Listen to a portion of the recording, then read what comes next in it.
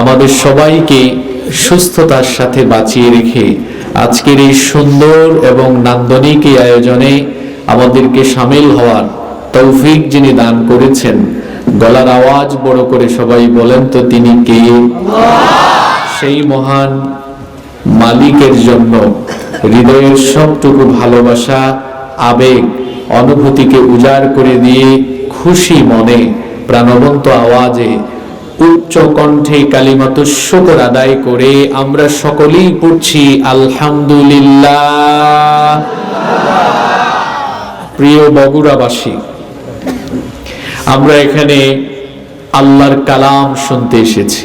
আমাদেরকে যিনি দুনিয়াতে পাঠিয়েছেন তিনি কে? আল্লাহর নাম বলতে আপনাদের কষ্ট হয়? আমাদের মালিক যিনি তিনি কে? তিনি আমাদেরকে এই দুনিয়াতে পাঠিয়েছেন। এই দুনিয়াতে কিভাবে আমরা চলবো, কোন পথে চললে আমাদের মুক্তি, কোন পথে গেলে আমাদের শান্তি, সেটা আমরা ভালো জানি না আল্লাহ ভালো জানেন? তো যেটা আল্লাহ জানেন তিনি তার বান্দাকে দয়া করে জানালেন। আল্লাহ তাআলা মানুষের উপরে যত নেয়ামত, যত অনুগ্রহ করেছেন, তার মধ্যে আল্লাহর শ্রেষ্ঠ অনুগ্রহ, শ্রেষ্ঠ দয়া হলো মানুষ দুনিয়াতে তার পথ, তার জীবন পরিচালনার জন্য যে গাইডলাইন দরকার, ওই গাইড বুক হিসাবে কোরআন নাজিল করে আল্লাহ মানুষের উপরে সবচেয়ে বেশি দয়া করেছেন। সুবহানাল্লাহ। এই কোরআন যদি আল্লাহ না দিতেন, কোরআন যদি নাজিল না হতো, তাহলে আমরা মুক্তির পথ, শান্তির পথ, নাজাতের পথ, জান্নাতের পথ কোন দিকে আমরা কি জানতে পারতাম? পারতাম না। এই কোরআন হলো এমন একটি কিতাব, এই কিতাবের সংস্পর্শে যে আসে সেই সম্মানিত হয়ে যায়। আজকে কোরআন না থাকলে, আমার বাড়ি কোথায়? সিলেটে, এটা বগুড়ার গাবতলী। কোরআন না থাকলে এখানে এই এলাকায় আমাকে কেউ আপনারা চিনতেন? চিনতেন না। কোরআনের কারণে আপনারা আমাকে চিনেন, কোরআনের কারণে আমি আপনাদের এলাকায় এসেছি। কোরআনুল কারীম এমন একটি কিতাব, এর সংস্পর্শে যে ব্যক্তি আসে কিংবা যা আসে সেটারই মর্যাদা বেড়ে যায়। সুবহানাল্লাহ পড়েন। আল্লাহর তো অনেক ফেরেশতা, কিন্তু সবচাইতে সম্মানিত ফেরেশতা হলেন জিবরিল, কারণ তার মাধ্যমে এই কোরআন নবীজির কাছে এসেছে। সুবহানাল্লাহ। তাহলে জিবরিলের মর্যাদা বাড়লো কিসের কারণে? আর একটু জোরে বলা যাবে? কোরআনের কারণে। তারপরে দেখেন আপনারা, পৃথিবীতে তো অসংখ্য ভাষা, ভাষার তো অভাব নাই। সকল ভাষা সমূহের মধ্যে সবচাইতে সম্মানিত ভাষা হলো, আর একটু জোরে বলেন, এটা কার ভাষা? আল্লাহর ভাষা, রসুলের ভাষা, কবরের ভাষা, জান্নাতের ভাষা, এটা কোরআনের ভাষা। সুবহানাল্লাহ। আরবি ভাষায় কোরআন নাজিল হওয়ার কারণে আরবি ভাষার মর্যাদা বেড়ে গেল। বছরে 12 মাস আসে, এই 12 মাসের মধ্যে সবচাইতে দামি সম্মানিত মাস ডিসেম্বর মাস না জানুয়ারি মাস? আর একটু জোরে বলেন কেন? শাহরু রমাদান আল্লাযী উনজিলা ফীহিল কোরআন, এই মাসে কোরআন নাজিল করেছেন কে? সারা বছরে এতগুলো রাত, কিন্তু সবচেয়ে দামি রাত হলো লাইলাতুল কদর, কারণ ওই রাতে কোরআন নাজিল করেছেন কে? এই যে কাঠ দিয়ে এখানে টেবিল বানানো হয়েছে, সোফা বানানো হয়েছে, এই টেবিল সোফা আমাদের ঘরের আসবাবপত্রের সাথে আমাদের পা লাগে, আমরা কখনো কোনো ভক্তি সম্মান দেখাই না, কিন্তু কাঠের 2টা টুকরা দিয়ে যখন রেহাল বানিয়ে ওই রেহালের উপরে কোরআন রাখা হয়, তখন ওই 2টা কাঠের টুকরার মর্যাদাও বাড়ে না কমে? মানুষ ওটাকে বুকের সাথে জড়িয়ে ধরে। আবার আমাদের বাড়িতে আলমারিতে, আলনায় কত কাপড় চোপড় রাখা আছে, কাপড় চোপড় মাটিতে পড়ছে, পায়ের তলায় পড়ছে, কোনো খবরও নাই আমাদের, কিন্তু ছোট্ট কাপড়ের টুকরা দিয়ে যখন, বগুড়ায় কি বলেন, বস্তনি না গিলাফ বলেন আপনারা? জুজদান। এই জুজদান, এটা যখন পড়ে যায় হাত থেকে, ওই কাপড়ের টুকরাটাও মানুষ সম্মান করে ভক্তি দেখায়, কারণ কাপড়টা ছোট কিন্তু পেছানি হয়েছে দুনিয়ার সবচাইতে দামি নিয়ামত কোরআনুল কারীমকে। সুবহানাল্লাহ। তো কোরআন যার সাথেই অ্যাটাচ হলো তার সম্মান, তার মর্যাদা বাড়লো না কমলো? আর একটু জোরে বলেন। কোরআনুল কারীম এমন এক নিয়ামত, এর সঙ্গে যার সংস্পর্শ লেগে যায় তার সম্মান বেড়ে যায়, তার মর্যাদা বেড়ে যায়। আল্লাহ তাআলা আমাদের উপর যত দয়া করেছেন তার মধ্যে শ্রেষ্ঠ দয়া হলো তিনি আমাদের জন্য কোরআন নাজিল করেছেন। এই কোরআনের কাছে যদি আপনি আসেন, আপনি যদি এই কোরআনের রঙে নিজেকে রাঙাতে পারেন, তাহলে দুনিয়া এবং আখিরাতে আপনাকে যিনি সম্মানিত এবং আখিরাতে নাজাতের ফয়সালা করে দিবেন তিনি কে? এই কোরআনের মাধ্যমে কিয়ামতের দিন ফয়সালা হবে। কোরআনওয়ালা যারা নাজাত পাবে তারা, কোরআনওয়ালা হতে পারেনি যারা নাজাত পাবে না তারা, জাহান্নামী হবে তারা। আমরা নাজাত চাই কি চাই না? কারা কারা নাজাত জান্নাত চান না একটু হাত তুলে দেখান তো। মাশাআল্লাহ, কনসেন্ট্রেশন আছে। ওই চাচাকে, না এটা চাচা না ভাই, এই ভাইকে এক কাপ চা খাওয়ান, ঘুম আসছে, মনোযোগ নাই। জার্নি করে আসলাম আমি আর ক্লান্ত হয়ে গেলেন আপনি, এটা তো আশ্চর্য ব্যাপার। আমার কনসেন্ট্রেশন তো এখনো ঠিক আছে, আলহামদুলিল্লাহ। তাহলে আমরা সবাই নাজাত চাই কি চাই না? নাজাতের জন্য কোরআনওয়ালা হতে হবে। আর কোরআনওয়ালা হতে হলে 8টা কাজ করতে হবে। কয়টা কাজ করতে হবে? এই কোরআন আপনাকে 8টি কাজের দিকে আহ্বান করছে। কয়টা কাজ? 8টা। নাম্বার 1, 1 নাম্বার হলো, এই তো কোরআন আছে, দেখতে পাচ্ছেন তো আপনারা, নাজাত পেতে হলে এই কোরআনের রঙে রঙিন হয়ে কোরআনওয়ালা হতে হবে। আর কোরআনওয়ালা হওয়ার জন্য কয়টা কাজ করতে হবে? পুরুষ মানুষের মতো জবাব দেন, কয়টা? এই পিছন থেকে আওয়াজ আসে না, জোরে বলেন কয়টা?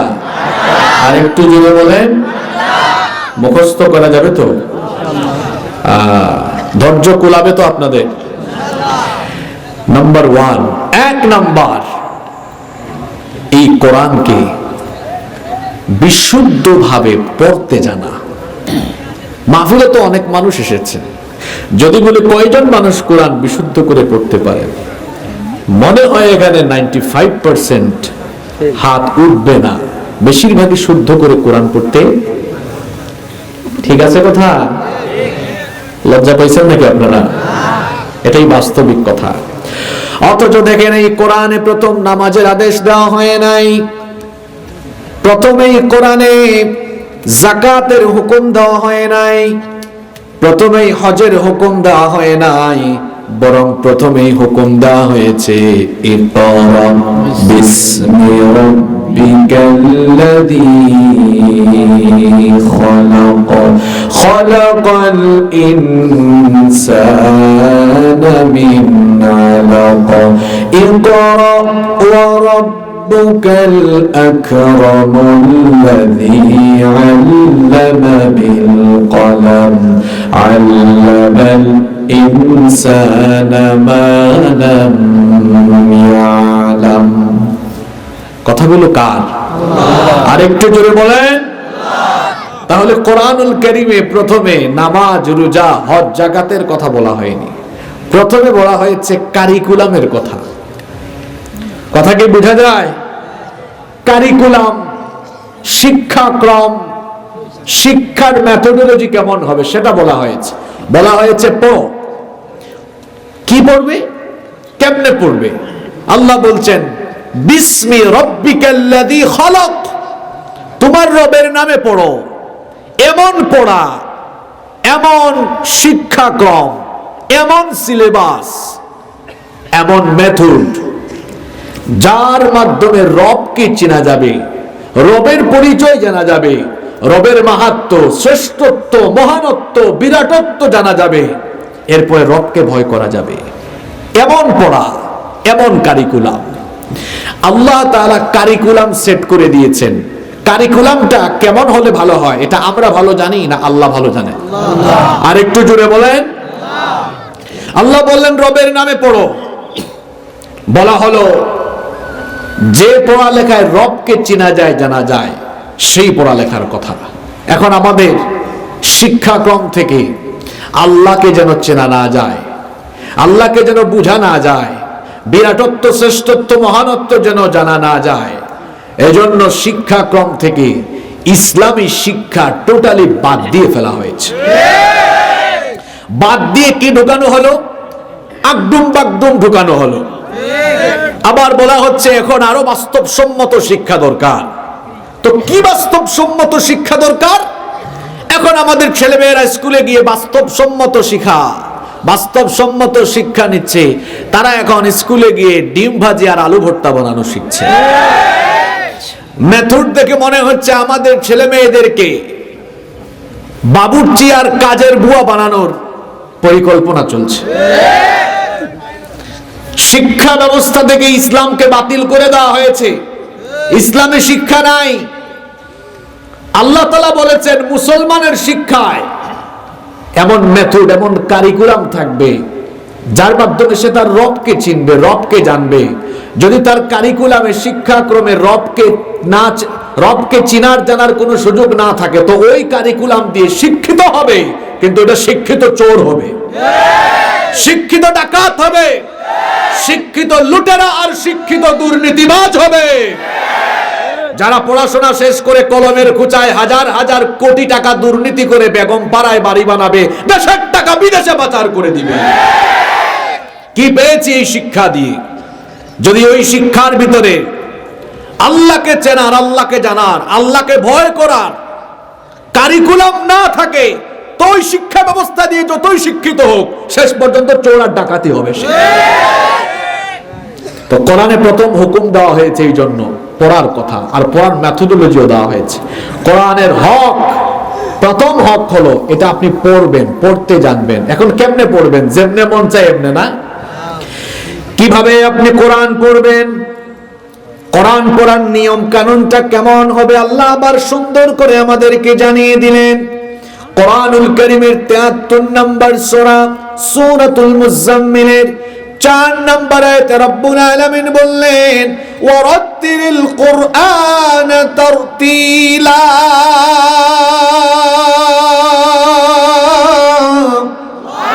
তারতিলের সাথে, তাজওয়ীদের সাথে, তাহসিনের সাথে বিশুদ্ধ করে সুন্দর করে কোরআন পড়ো। যেভাবে মন চায় সেভাবে কোরআন পড়ো না, বরং তাজওয়ীদের সাথে বিশুদ্ধ করে কোরআন সহি করে তেলাওয়াত করো। কারণ কোরআনুল কারীম এটি এমন একটি কিতাব, আমরা সবাই জানি এই কিতাব বিশুদ্ধ করে তেলাওয়াত করলে প্রত্যেকটি অক্ষরে যেমন 10 করে নেকি পাওয়া যায়, আপনি যদি পক্ষান্তরে অশুদ্ধ তেলাওয়াত করেন তাহলে সওয়াবের পরিবর্তে কোরআন আপনাকে লানত দিবে। রুব্বা কারিউ লিল কুরআন ওয়াল কুরআনু ইয়ালানুহু। কোরআনের এমন বহু পাঠক আছে এরা যখন কোরআন তেলাওয়াত করে কোরআন তাকে লানত দেয়। ছাত্ররা, যুবক, তরুণ, কলিজার টুকরা ভাইয়েরা শোনো, কোরআন তেলাওয়াত করে কোরআনের লানত নিও না। বয়স তো কম হলো না রে ভাই, সুন্দর করে বাংলায় কথা বলতে পারো, সুন্দর করে ইংরেজিতেও কথা বলতে পারো, কিন্তু এখনো তুমি শুদ্ধ করে কোরআন পড়তে পারো না।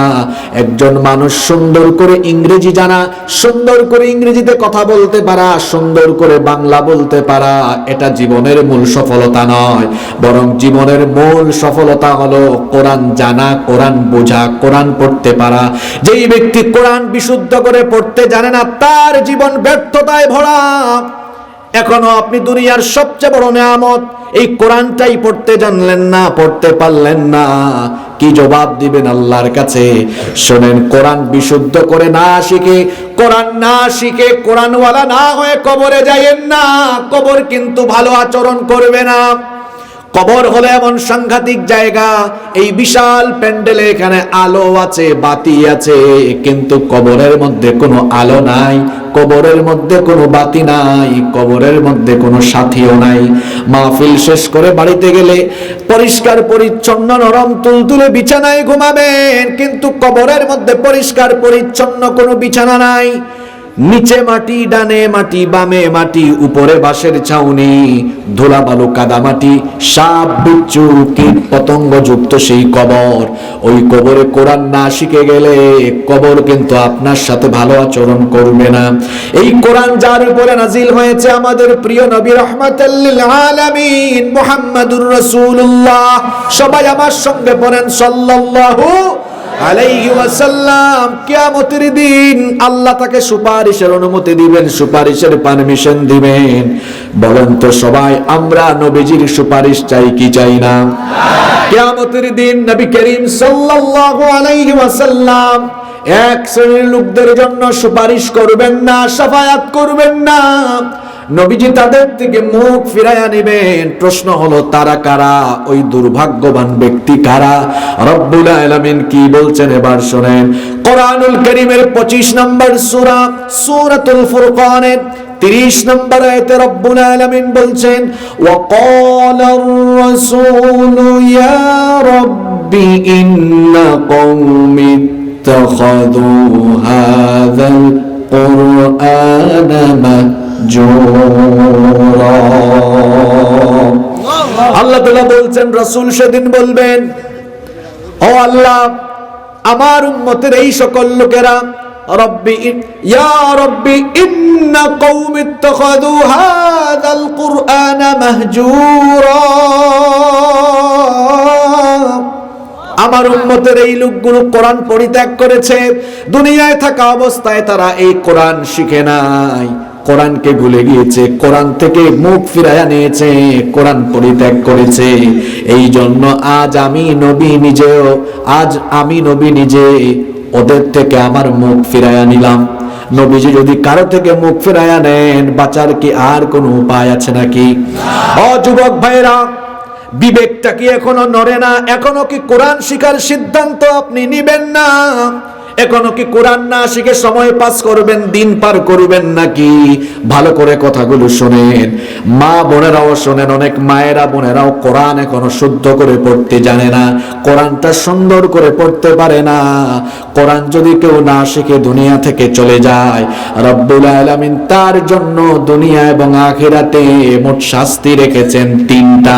কথা বুঝে থাকলে সবাই বলেন, আল্লাহ তার জন্য শাস্তি রেখেছেন মোট কয়টা? 3টা। আল্লাহর আযাবকে ভয় করেন, ভালো করে কান লাগায়া কথাগুলো শুনেন। রব্বুল আলামিন কোরআনুল কারীমে সূরা তাহা এর 124 নম্বর আয়াত থেকে বলছেন, ওয়ামান আ'রাদা আন যিকরি ফাইন্না লাহু মাঈশাতান দানকা ওয়া নাহশুরুহু ইয়াওমাল কিয়ামাতি আ'মা। আল্লাহ তাআলা বলছেন, আর যে ব্যক্তি আমার উপদেশ সম্বলিত এই কিতাব থেকে মুখ ফিরিয়ে নিবে, তার জন্য আমি যে শাস্তি রেখেছি সেটা শোনো। ফাইন্না লাহু মাঈশাতান দানকা। মুফাসসিরিনে কেরাম এই মাঈশাতান দানকার দুটো ব্যাখ্যা দিয়েছেন। 1 নম্বর ব্যাখ্যা হলো, তার জীবনটাকে সংকীর্ণ করে দেওয়া হবে, অর্থাৎ তার জীবনের সুখ শান্তি কেড়ে নেওয়া হবে। বলেন তো, সুখ শান্তি কি টাকা দিয়ে পাওয়া যায় নাকি? বহু টাকাওয়ালা মানুষকে আমরা দেখেছি বলে, হুজুর অনেক টাকা আমার।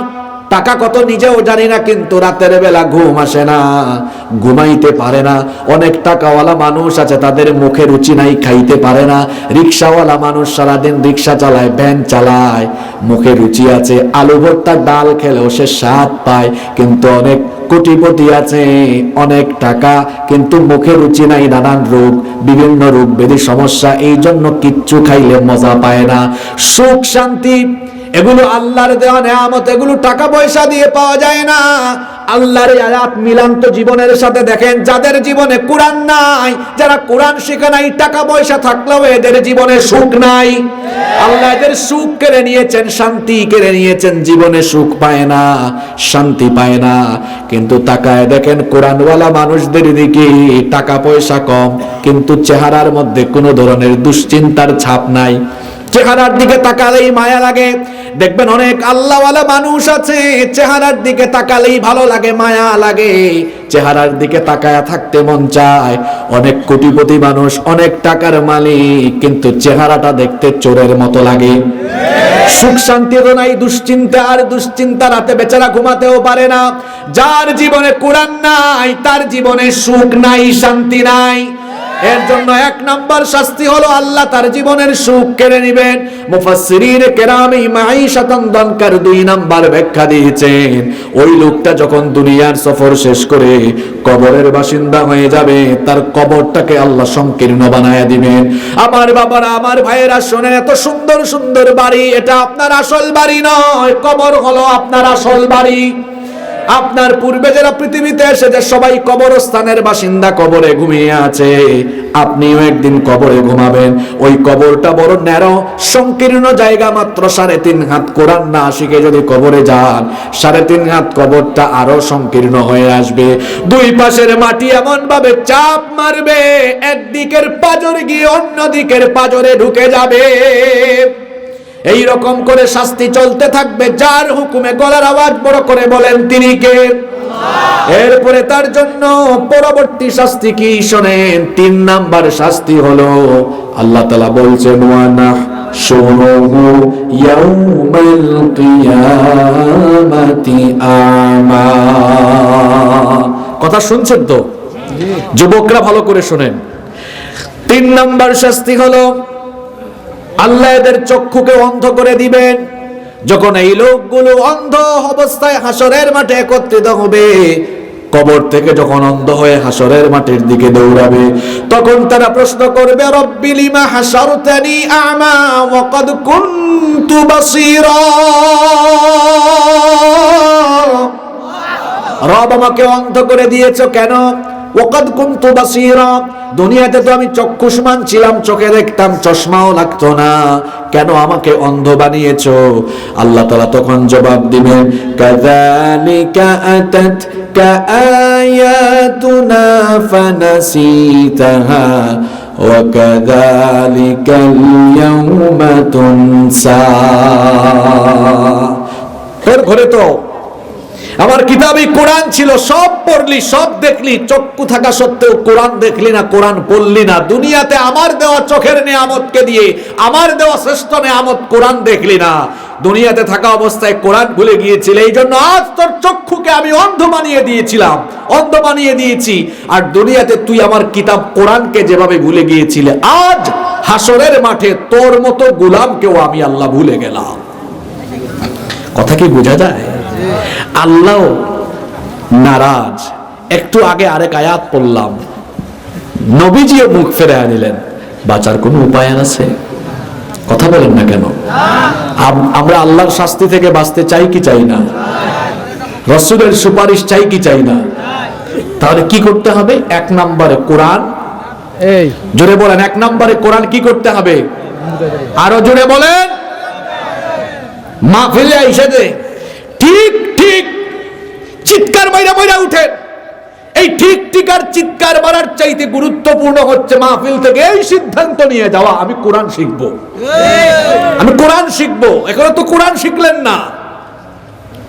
যেভাবে যুবকেরা এখানে মাহফিলের আয়োজন করেছে লক্ষ লক্ষ টাকা খরচ করে, এই দেশের প্রত্যেকটি এলাকায় কোরআন শিক্ষা কেন্দ্র এইরকম চালু করা দরকার, যাতে করে একটা মানুষও কোরআন শিক্ষার বাহিরে না যায়। আর আমাদের বাচ্চাগুলো যেন কোরআন শিখতে পারে, সেজন্য এলাকায় এলাকায় সবাই বক্তব্য চালু করা দরকার। তাইলে কোরআনওয়ালা হওয়ার জন্য কয়টা কাজ করতে হবে? জোরে বলেন। 1 নাম্বার, বিশুদ্ধ করে এই কোরআন শিখতে হবে। আব্বা জানরা, অনেকের বয়স তো বহু হয়ে গেছে, বাবারা রাগ করেন না, এখনো কোরআন শিখলেন না, কেমনে দাঁড়াবেন আল্লাহর সামনে? এখনো সময় আছে বাবা, কোরআনটা শিখে তারপরে দুনিয়ার সফর শেষ করেন, নইলে অবস্থা খারাপ। কবরে কেউ আসবে না আপনাকে বাঁচানোর জন্য। কোরআনওয়ালা হয়ে যেতে পারলে কবরে বাঁচা যাবে ইনশাআল্লাহ। নাম্বার 2, আমি কোরআন শিখে ফেললাম, কোরআন পড়তে জানি, এখন আমার 2 নাম্বার দায়িত্ব হলো বেশি বেশি বেশি বেশি কোরআন তেলাওয়াত করা আর তিলাওয়াত শোনা। এটা কয় নাম্বার দায়িত্ব? টেনশন আর টেনশন, দুশ্চিন্তা আর দুশ্চিন্তা, একটু কোরআন তেলাওয়াত করেন, মন খারাপ, শান্তি লাগে না। মায়েরা বোনেরা শুনেন, দুশ্চিন্তাগ্রস্ত আছেন, ফ্রাস্ট্রেটেড আছেন, কিছুই ভালো লাগে না, মন খারাপ, একটু ওযু করেন, ওযু করে আল্লাহর কালাম হাতে নিয়ে তেলাওয়াত আরম্ভ করেন, দেখবেন মনের মধ্যে শান্তি পাবেন। কোরআন তেলাওয়াত করলে মনে শান্তি পাওয়া যায়, কোরআন তেলাওয়াত করলে রহমত নাজিল হয় যার তরফ থেকে, তিনি কে? আল্লাহ। ছাত্ররা এখানে যারা আছেন, ছাত্র সহ মায়েরা বোনেরা যুবকেরা বাবারা সবাইকে বলছি, আমরা মুসলমান হিসাবে প্রত্যেক দিন আমরা ফজরের নামাজ জামাতে আদায় করে কোরআনের তেলাওয়াত দিয়ে আমরা দিন আরম্ভ করব, দিনের কাজ শুরু করব। কোরআন তেলাওয়াত করে দিনের কাজ শুরু করবেন, দেখবেন সকল কাজে যিনি বরকত দিবেন তিনি কে? বেশি বেশি কোরআন তেলাওয়াত করবেন এবং কোরআন তেলাওয়াত শুনবেন। অনেক যুবকেরা আছে গান শুনে, গান বাজনা শোনো না, গান বাজনা মানুষের অন্তরে নিফাকি সৃষ্টি করে।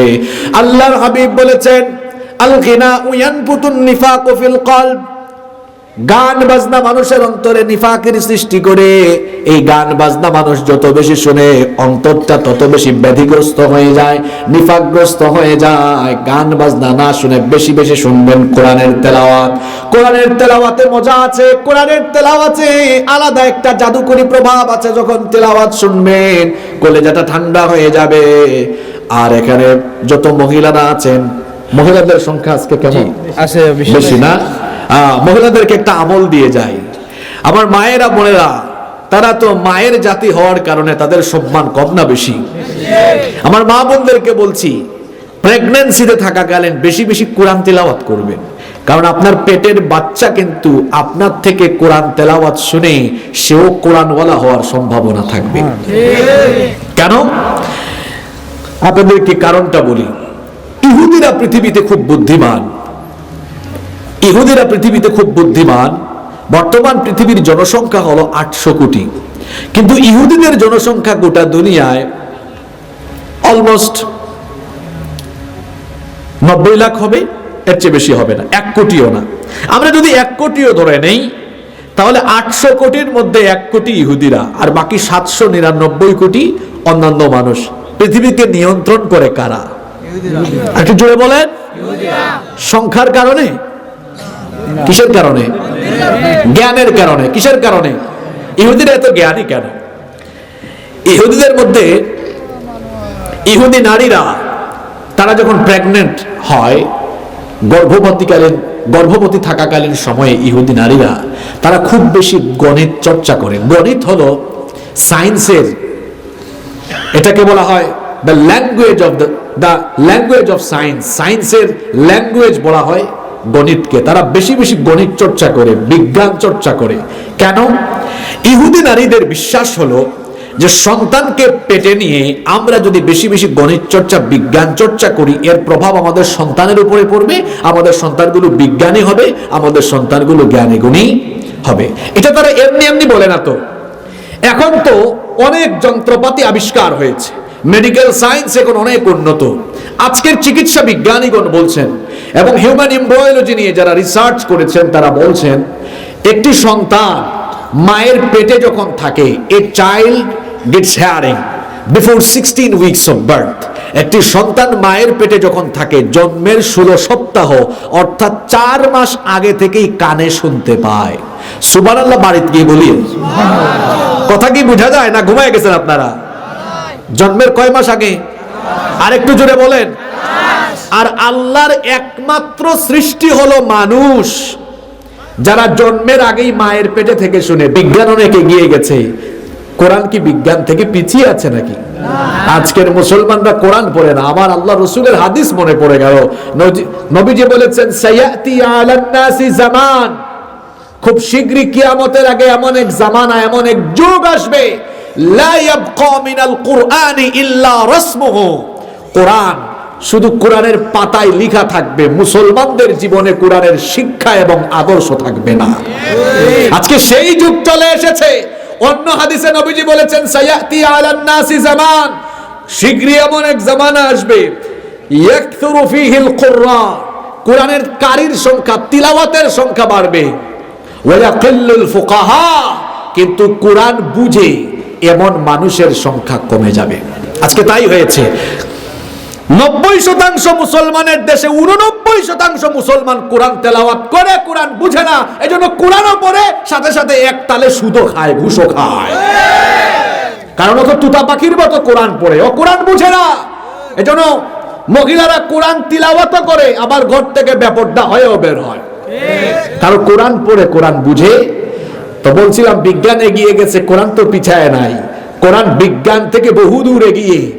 বিজ্ঞান যেটা এখন জেনেছে, কোরআন তা জানিয়েছে 1500 বছর আগে। সুবহানাল্লাহ পড়েন। আপনি কোরআন পড়েন, কোরআন পড়লে দেখবেন কোরআনের যত জায়গায় আল্লাহ তাআলা শ্রবণ শক্তি আর দৃষ্টি শক্তির কথা বলেছেন, সব জায়গায় আল্লাহ তাআলা শ্রবণ শক্তির কথা আগে বলেছেন, দৃষ্টি শক্তির কথা পরে বলেছেন। মাসালান, ফর এক্সাম্পল, ইন্নাস সামআ ওয়াল বাসারা ওয়াল ফুআদা কুল্লু উলাইকা কানা আনহু মাসউলা।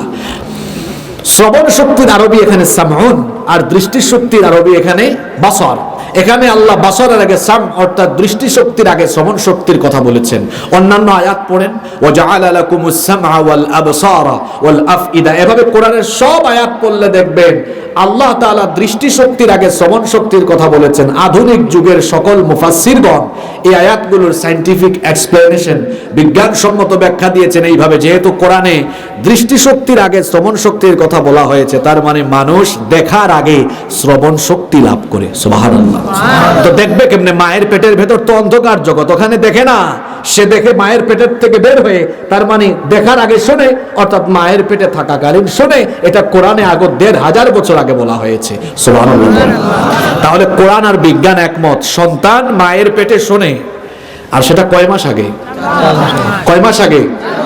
এখন যে মহিলা, বগুড়ার যে মহিলা সন্তান পেটে নিয়ে সারাদিন ঝাঁকানাকা মার্কা গান শুনে, সন্তানও তো পেটের ভিতর থেকে ওইটা শুনে, ওই মহিলার পেট থেকে যেগুলা বের হবে সব ঝাঁকানাকা মার্কাই হবে। আর যে মহিলা পেটে সন্তান নিয়ে সারাদিন কোরআনের তেলাওয়াত, জিকির, আজকার, তাসবিহ, তাহলিল করে, ওই মহিলার পেট থেকে যে সন্তান বের হবে ওইটা আল্লাহওয়ালা, চরিত্রবান, কোরআনওয়ালা সন্তানের পয়দা হবে। তাহলে এখান থেকে আমার বোনদের উদ্দেশ্যে, নারীদের উদ্দেশ্যে, মা বোনদের উদ্দেশ্যে একটা আমল শিখিয়ে দিলাম। গর্ভবতী থাকাকালীন সময়ে বেশি বেশি তেলাওয়াত করতে হবে। কোন কিতাবের? আরেকটু জোরে বলেন।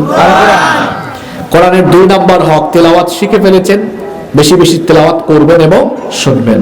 নাম্বার 3 নাম্বার হলো আপনি কোরআন শিখাবেন, অধীনস্থদেরকে কোরআন শেখাবেন, আপনার পরিবারের সবাইকে কোরআন শিক্ষা দিবেন।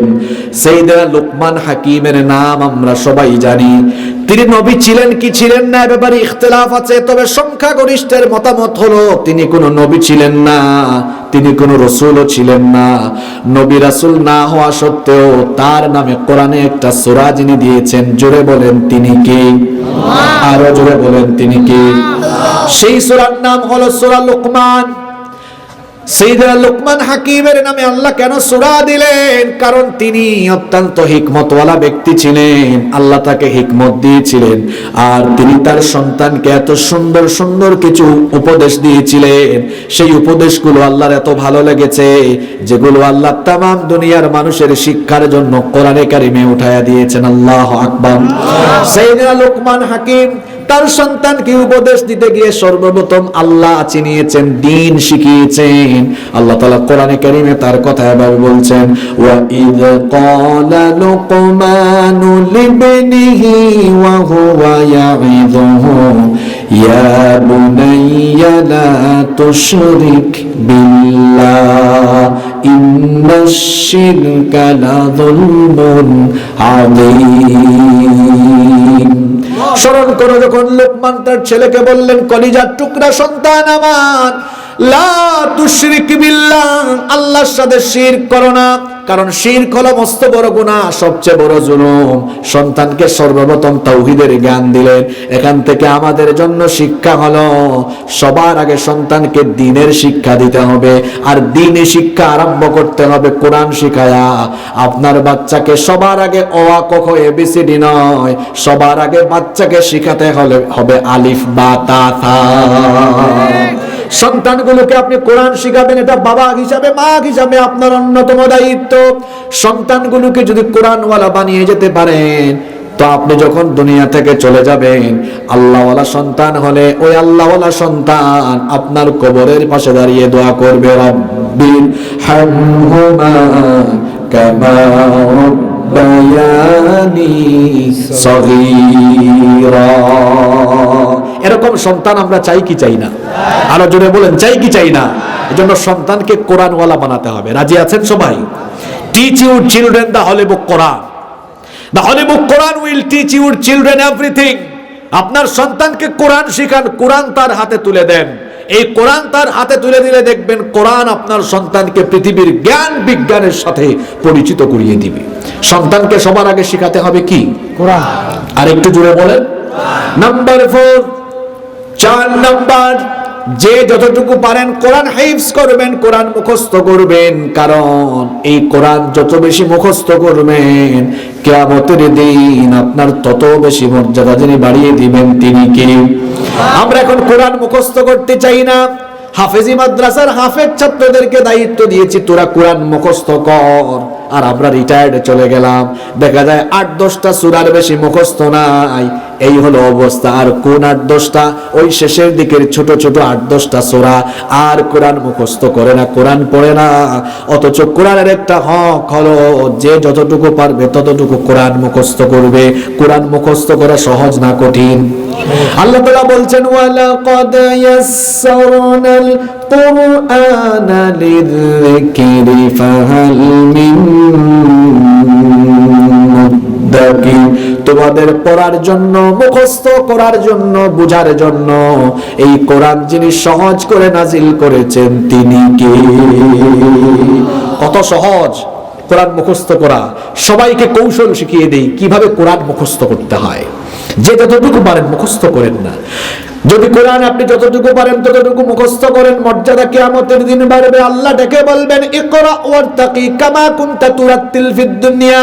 হে আমার বান্দা, দুনিয়াতে যেভাবে তুমি কোরআন পড়তে, ওরকম করে কোরআন এখন হাসরের মাঠে আজকে আমার সামনে পড়ো। আর জান্নাতের সিঁড়ি বেয়ে বেয়ে জান্নাতের উঁচুতে আরোহণ করো।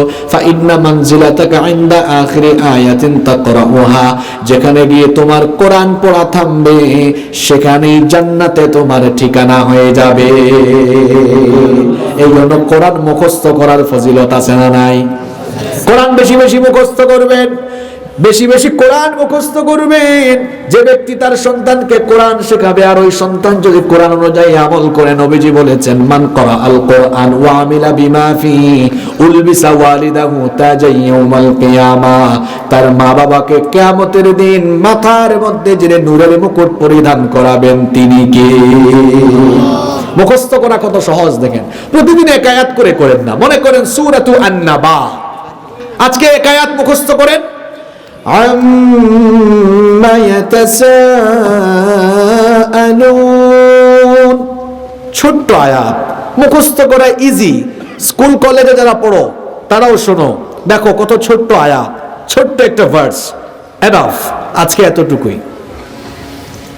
নেক্সট ডে, আগামীকাল, পরবর্তী দিন, আনিন নাবাইল আযীম। আগের দিন এক আয়াত, আজকে আরেক আয়াত, হয়ে গেছে কত? 2 আয়াত। আরেকটু জোরে বলে 2 আয়াত। পরের দিন আরো এক আয়াত পড়েন, আল্লাযী হুম ফীহি মুখতালিফুন। কত হইছে? 3 আয়াত। পরের দিন আরেকটা করেন। এটা হচ্ছে যাদের মেধা দুর্বল তাদের জন্য। যাদের মেধা আরো ভালো তারা 2-3 আয়াত একদিনে পড়বে। চতুর্থ দিন, কাল্লা সায়ালামুন। পঞ্চম দিন, সুম্মা কাল্লা সায়ালামুন। কত আয়াত হইছে? এখন এই 5 আয়াত যে আমি মুখস্থ করলাম, এটা হৃদয়ে গেঁথে ফেলার দরকার আছে না নাই? কিভাবে গাঁথবো? আমি যখন নামাজে দাঁড়াবো, 5 আয়াত হয়েছে তো পরিমাণ বেশি, এখন আমি নামাজে এই আয়াতগুলো তিলাওয়াত করতে পারি কি পারি না?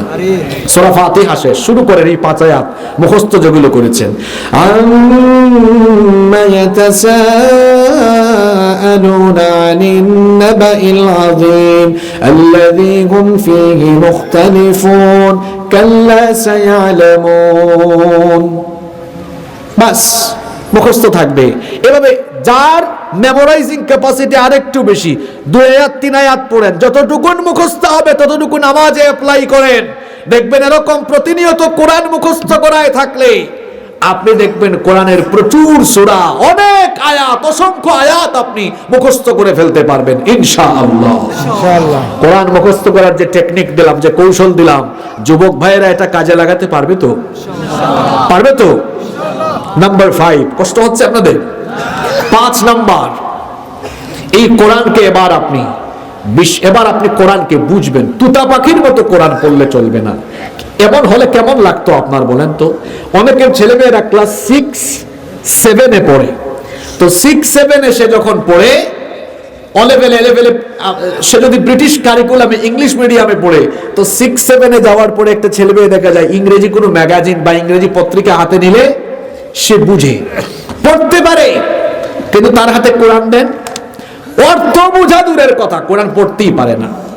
আমাদের কারিকুলামে যদি কোরআন হাদিস আর আরবি ভাষাটা বাধ্যতামূলক করে দেওয়া হতো, তাহলে দেখতেন 6-7 যাওয়ার পরে ছোট ছোট এই ছেলেমেয়েরা কোরআন এভাবে পড়তো, হুনালিকা দাআ যাকারিয়া রাব্বাহু ক্বালা রাব্বি হাবলি মিন লাদুনকা যুররিয়াতান তাইয়্যিবা ইন্নাকা সামিউদ দুআ পড়তো আর বলতো, আব্বু, তার বাপকে বলতো, আব্বু জানো এখানে কি বলা হয়েছে?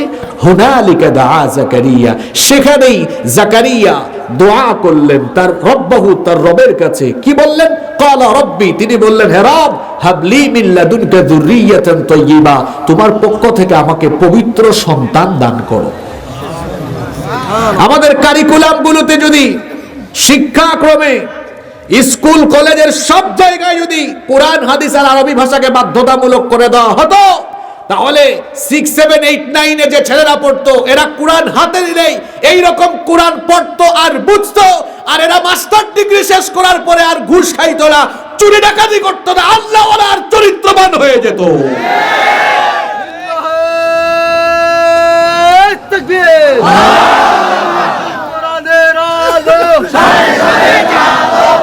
সংসদে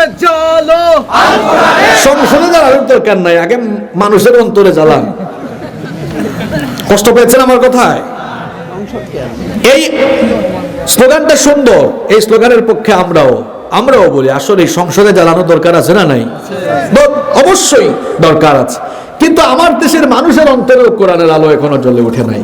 এজন্য দেখা যায় এক সুদখোর সকালবেলা ফজরের নামাজের পরে সুদের আয়াত পড়ছে, ইয়া আইয়ুহাল্লাযীনা আমানু লা তাকুলুর রিবা আযআফান মুযাআফা পড়ছে।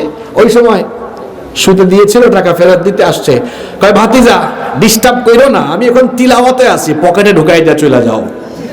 তিলাওয়াত করে সুদের আয়াত, আর পকেটে পয়সা ঢুকে কিসের? কথা কন না কেন আপনারা? কেন এমন অবস্থা হয়েছে? কোরআন পড়ে কোরআন, ওই যে ওই হাদিসটা একটু আগে বললাম, আখেরি জামানায় কোরআন বুঝবে এমন মুসলমানের সংখ্যা কমে যাবে, মুসলমান শুধু নামে থাকবে, কাজে হবে না।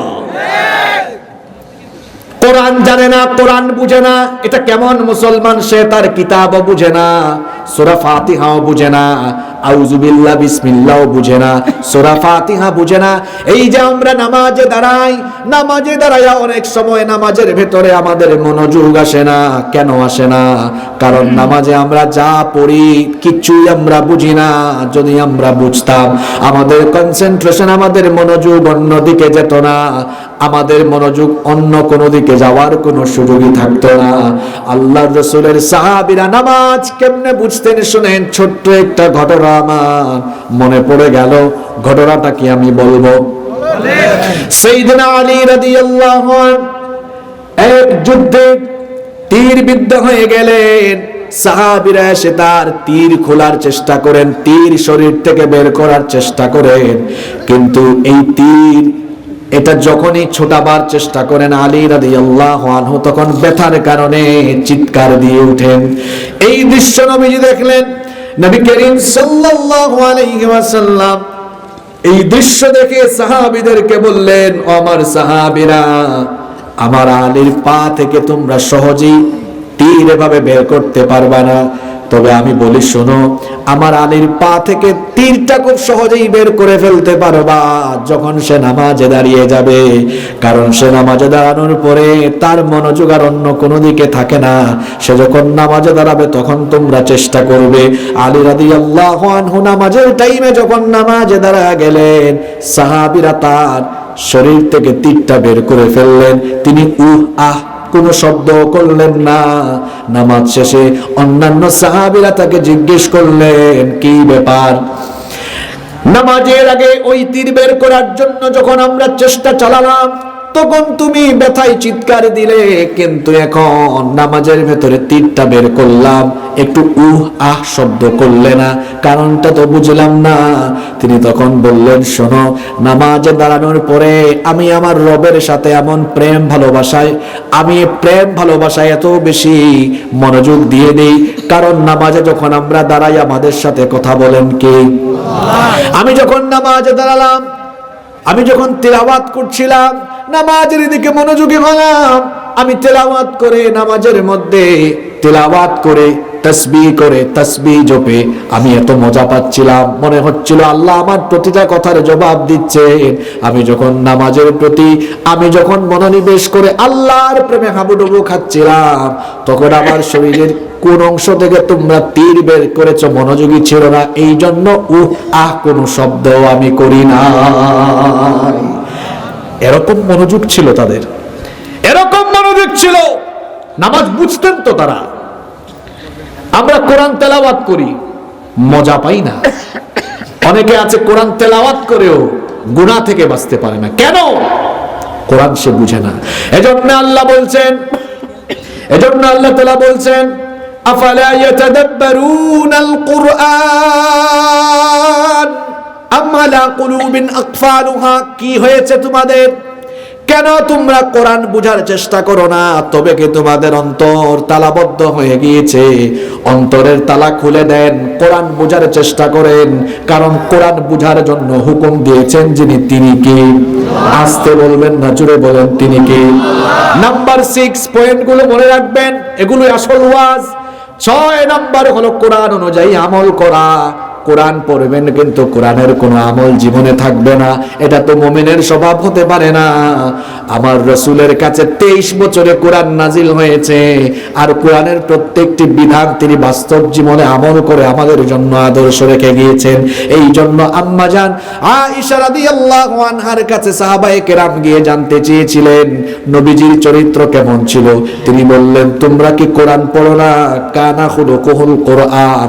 এই যে কোরআন আপনারা দেখছেন, এই কোরআন হলো প্রিন্টেড কোরআন, আর আমার নবী ছিলেন প্র্যাকটিক্যাল কোরআন। এই কোরআনের প্র্যাকটিক্যাল বাস্তব নমুনা ছিলেন মুহাম্মাদুর রাসূলুল্লাহ সাল্লাল্লাহু। কিন্তু আমাদের জীবন আর কোরআন সম্পূর্ণ ব্যতিক্রম, মিল নাই। বলবে হুজুর কেমনে মিল নাই? আল্লাহ কোরআনে বললেন মিথ্যা বলিও না। আমাদের মধ্যে মিথ্যা বলার স্বভাব আছে না নাই? আল্লাহ বললেন রাস্তাঘাটে চলার সময় পরনারীর দিকে তাকায়ও না। যুবকরা যখন রাস্তা দিয়ে হেঁটে যায়, মেয়েদেরকে টিজ করে, বিরক্ত করে, ডিস্টার্ব করে, ইফটিজিং করে মেয়েদের দিকে তাকায়া থাকে। কোরআন যদি বুঝতো, সূরা নূর যদি পড়তো, তাহলে এমন করতো না। আল্লাহ তাআলা বলেছেন, কুল্লিল মুমিনিনা ইয়াগুদ্দু মিন আবসারিহিম। ও নবী, মুমিন পুরুষদেরকে বলেন চক্ষুটাকে যেন পরনারীর দিকে না দিয়ে নিচের দিকে নামায়া রাখে। হুকুমটা কার? আল্লাহ। আমরা কোরআন পড়ি, কোরআন বুঝি না। এই কারণে অনেক মহিলারা আছে নামাজও পড়ে, নামাজ আদায় করে, কোরআন তেলাওয়াত করে, আবার বাড়ি থেকে বগুড়া যাওয়ার সময় লিপস্টিক ছুটে দিয়ে আস্কারা মাস্কারা লাগায় বাড়ি থেকে বের হয়। অবশ্যই এমন নারী আমাদের গাবতলীতে নাই। সাজগুজ করবেন আপনি আপনার স্বামীর জন্য, হাজবেন্ডের জন্য। যে মহিলা কোথাও যাওয়ার আগে 2-3 ঘন্টা লাগে সাজগোজ করতে, এই মহিলার চরিত্র ভালো না, পর পুরুষকে দেখাবার জন্য ঘন্টার পর ঘন্টা সাজগোজ করেছে। আপনি বাড়ির বাহিরে গেলে এত সময় লাগবে কেন? Only 5 minutes. জাস্ট বোরকা পরবেন, নিকাব করবেন, বের হয়ে যাবেন। এত সাজগোজ কেন আপনার? নিজের হাজবেন্ডের সামনে কামলা বেডির মতো থাকে। আর বগুড়ায় যাওয়ার সময় হাজবেন্ড বলছে, কই গো তোমার কি হলো? কই দাঁড়াও না, আশকারাটা দিয়েছি, মাসকারাটা শেষ করি। আরো কিছুক্ষণ গেল, হাজবেন্ড বলছে, এখনো কি তোমার শেষ হয় না? কই দাঁড়াও না, একটু কড়া করে লিপস্টিক লাগায় দিই। যেভাবে পোলাপাইল ঠিক ঠিক কইতেছে, মনে হচ্ছে ওয়াজ কমন পড়ছে এটা। হ্যাঁ পড়ছে। আমার বোনদেরকে বলছি, খবরদার, বেপর্দা হয়ে ঘর থেকে বের হবেন না, পর্দা করবেন। পর্দার বিধানটা মোল্লার না আল্লাহর। আরো জোরে বলেন, পর্দার বিধানটা কার? আর আপনারাও ঘরের নারীদেরকে পর্দা করাবেন। যারা বিয়ে করেছেন বউকে পর্দায় রাখবেন। অনেকে আছে এত ব্যক্তিত্বহীন পুরুষ, বউয়ের সাথে ছবি তুলে সেই ছবি আবার ফেসবুকে আপলোড দেয়। এই রকম ভাই অবশ্য আমাদের গাবতলিতে নাই, আছে, এটাও আছে। আবার এখন নতুন ব্যবসা শুরু হয়েছে, বউকে পণ্য বানিয়ে কাপল ব্লগ বানিয়ে সেটা ইউটিউবে ফেসবুকে দিয়ে ডলারের ধান্দায় সামান্য কয়টা পয়সার জন্য নিজের বউয়ের চেহারা বিক্রি করে পয়সা কামায়। এমন ব্যক্তিত্বহীন রুচিহীন পুরুষ এখন দুনিয়ায় নাই। কি এটা যুবকরা বুঝবে কি রে? আপনারা কি দেখেন কাপল ব্লগ? দেখে আবার দেখেও দেখছেন। এতদিন ছিল ট্রাভেল ব্লগ, ফুড ব্লগ, এখন বের হয়েছে কি কাপল ব্লগ। হাজবেন্ড ওয়াইফ কি করে সেটা ভিডিও ধারণ করছে। আরে বাপ রে বাপ, মেয়ে তো বিয়ের কথাবার্তা যখন হয়তো তখনই বলছে, শোনো আমরা বিয়ের পরে আমরা একটা ইউটিউব চ্যানেল খুলবো, আমরা একটা ফেসবুক পেজ খুলবো, আমি রান্না বান্না করবো, সেটাও আমরা ওখানে দিব, আমরা কোথায় যাচ্ছি সব একদম। ঘুম থেকে উঠে এই যে দেখুন আপনার ভাই এখনো ঘুমাচ্ছে, আমি তাকে ডেকে তুলবো।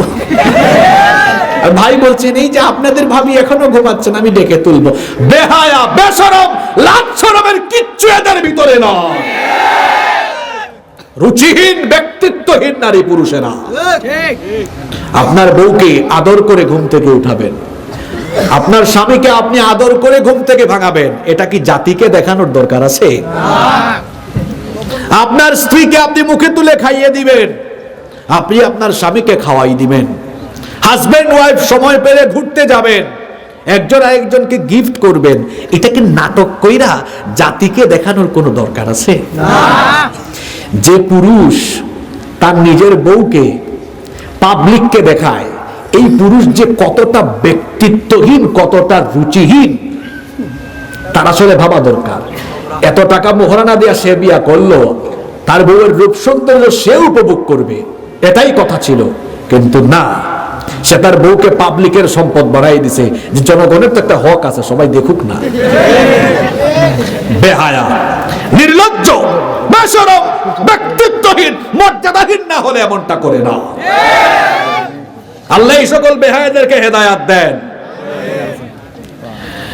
আমিনের আওয়াজ যে আসতে হয়েছে বুঝা গেছে, কমন মনে হয় এখানেও পড়ছে। কোরআনের 6 নম্বর দাবির কথা বলছিলাম। কোরআন অনুযায়ী আমল করতে হবে। নবীজি এবং তার সাহাবীরা কোরআন পড়তেন আর নিজেদের সাথে কোরআন মিলাতেন। কোরআন তারা পড়তেন আর কোরআনের সাথে জীবনটা মিলাতেন। কোরআনের মতো করে নিজেদের জীবনটাকে তারা সাজাতেন, কারণ এই কোরআনের মতো করেই আপনি আপনার জীবনকে সাজাতে হবে। হুকুমটা কার? আরো জোরে বলেন কার? এই কয়টা কথা বললাম, এবার লাইনে তুলছি আপনাদেরকে। 7 এবং 8 নাম্বার গুরুত্বপূর্ণ পয়েন্ট বলবো, নিতে পারবেন তো আপনারা? 6 নাম্বার, কোরআন অনুযায়ী আমল করেন। দায়িত্ব কি শেষ? দায়িত্ব কি শেষ? এবার দায়িত্ব আরম্ভ হলো। এই কোরআনের দাওয়াত নিয়ে আপনি বের হয়ে পড়েন, মানুষকে কোরআনের দাওয়াত দেন। নবী করিম সাল্লাল্লাহু আলাইহি ওয়াসাল্লামের কাছে কোরআন নাজিল হয়েছে 23 বছরে। এই 23 বছর তিনি কি কোরআন নিজে নিজে পড়ছেন নাকি মানুষকে শুনিয়েছেন? কোরআনের দাওয়াত দিয়েছেন। নবীজিকে আল্লাহ কেন পাঠিয়েছেন? শুধুমাত্র কোরআনের দাওয়াতের জন্য নয়, দাওয়াতের পাশাপাশি কোরআনের রাজ, কোরআনের বিধান কায়েমের জন্য আল্লাহ তাআলা নবীজিকে কেন পাঠালেন শুনেন।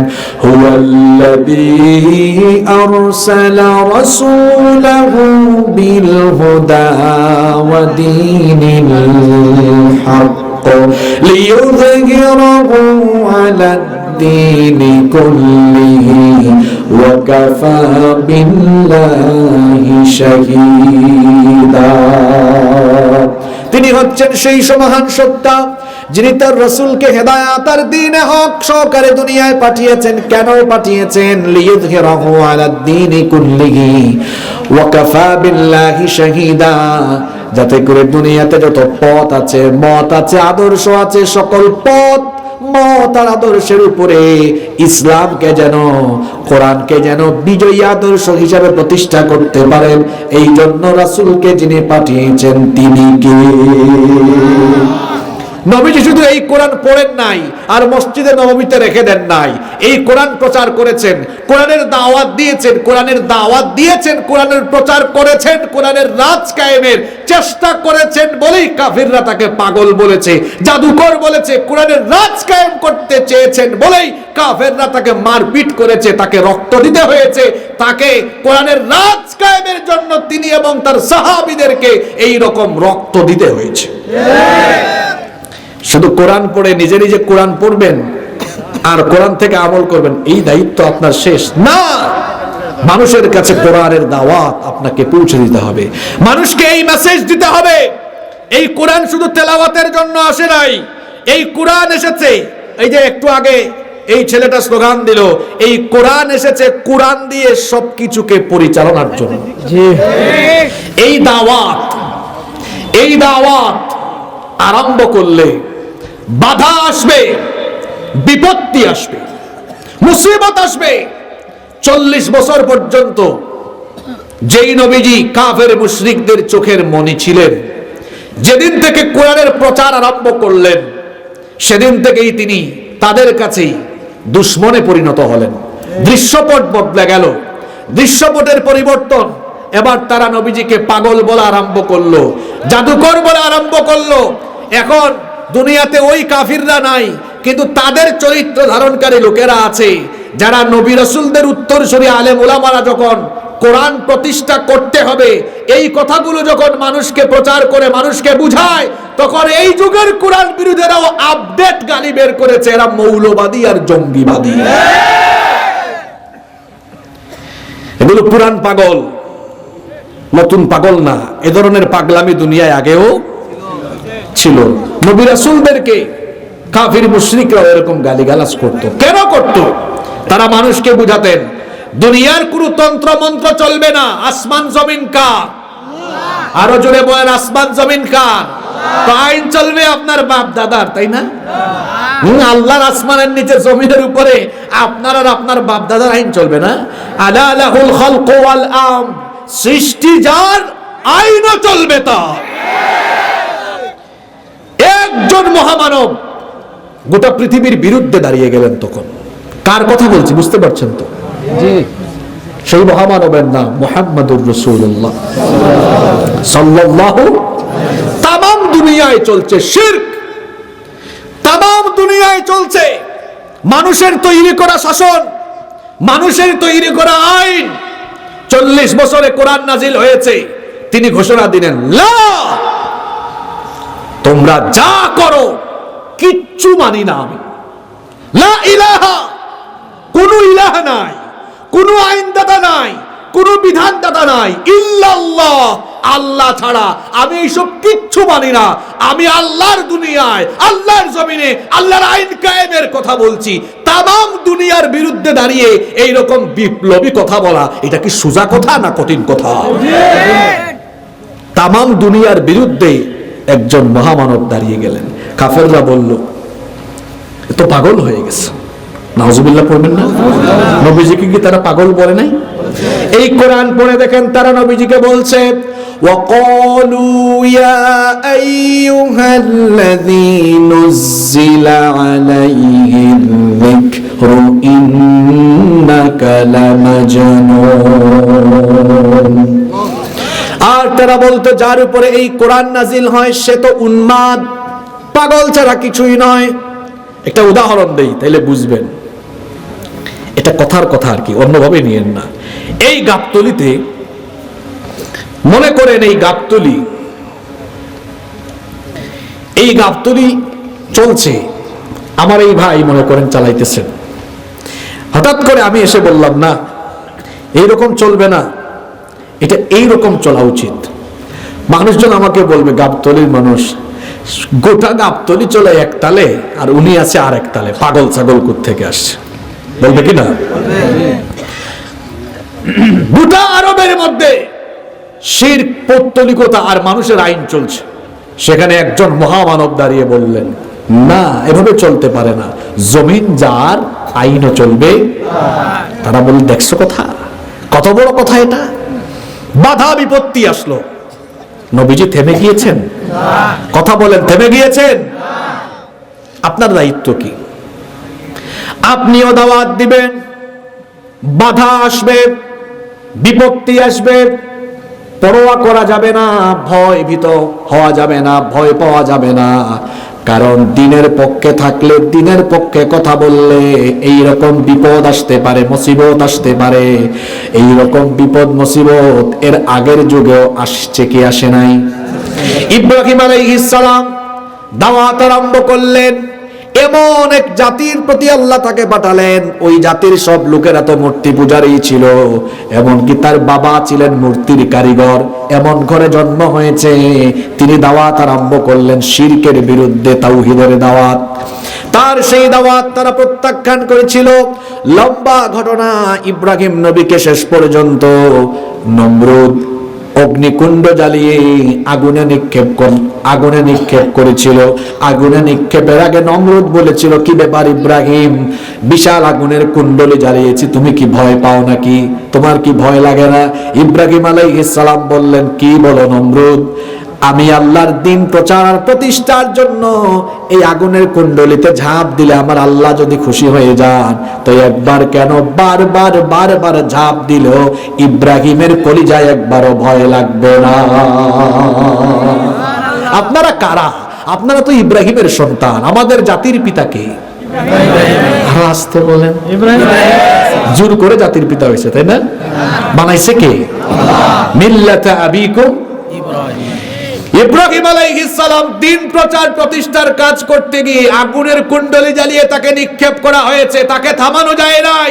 ইব্রাহিমের সন্তানরাও যদি এই রকম দ্বীন প্রচার প্রতিষ্ঠার আন্দোলনের জন্য উন্মাদ হয়ে, দেওয়ানা হয়ে কোরআনের রাজ কায়েমের জন্য ময়দানে ঝাঁপিয়ে পড়ে, তাহলে নমরুদের গোষ্ঠী ভয়ভীতি দেখায় কোরআনের আন্দোলন থামায় দিতে পারবে না।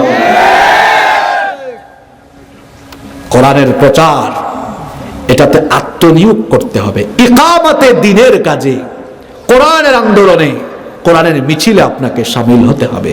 আপনার শরীরের শক্তিকার, শরীরের শক্তি দিয়েছেন কে? আল্লাহর দেওয়া শক্তি। আপনি কত মানুষের সামনে পিছে সামসামি করে শেষ করেন না? জানমাল দিয়েছেন কে? আল্লাহ বলছেন, তোমাকে আমি জানমাল দিয়েছি, এটাকে আমার কাছে বিক্রি করবা নাকি বিক্রি করলে আমি কিনবো? আল্লাহ তাআলা সূরা তাওবায় বলেছেন, ইন্নাল্লাহা আশতারা মিনাল মুমিনিনা আনফুসাহুম ওয়া আমওয়ালাহুম বিআন্না লাহুমুল জান্নাহ। নিশ্চয়ই আল্লাহ মুমিনদের জানমাল কিনে নিয়েছেন। জোরে বলেন তো, কাদের? আর একটু আস্তে বলেন। আল্লাহ তো বলতে পারতেন, ইন্নাল্লাহা আশতারা মিনান নাস, মানুষের জানমাল কিনে নিয়েছে। বলতে পারতেন মানুষের, বলতে পারতেন হিন্দুর কথা, বৌদ্ধের কথা, খ্রিস্টানের কথা, না বলে কাদের কথা বলেছেন? তার মানে জানমাল সবারটা আল্লাহ নিবেন না। আপনি মাল দিবেন, আপনি সিমেন্ট দিবেন, টাকা দিবেন, পয়সা দিবেন, হ্যাঁ দিলেই আল্লাহ নিয়ে নিবেন না তো। যে দিবে তাকে কি হওয়া লাগবে? কথা কয় না।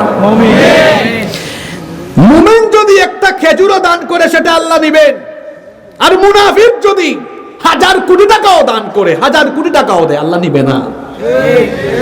কথা বোঝা যায় না মনে হয়? আপনি গাবতলিতে গেছেন বাজার করতে, পচা মাছ, পয়সা তো দূরের কথা, মাগনা দিলে আপনি কিনবেন? ফ্রি দিলে? তা আপনি মানুষ, আল্লাহর সৃষ্টি মানুষ, ফ্রি দিলেও বাজে জিনিস নেয় না।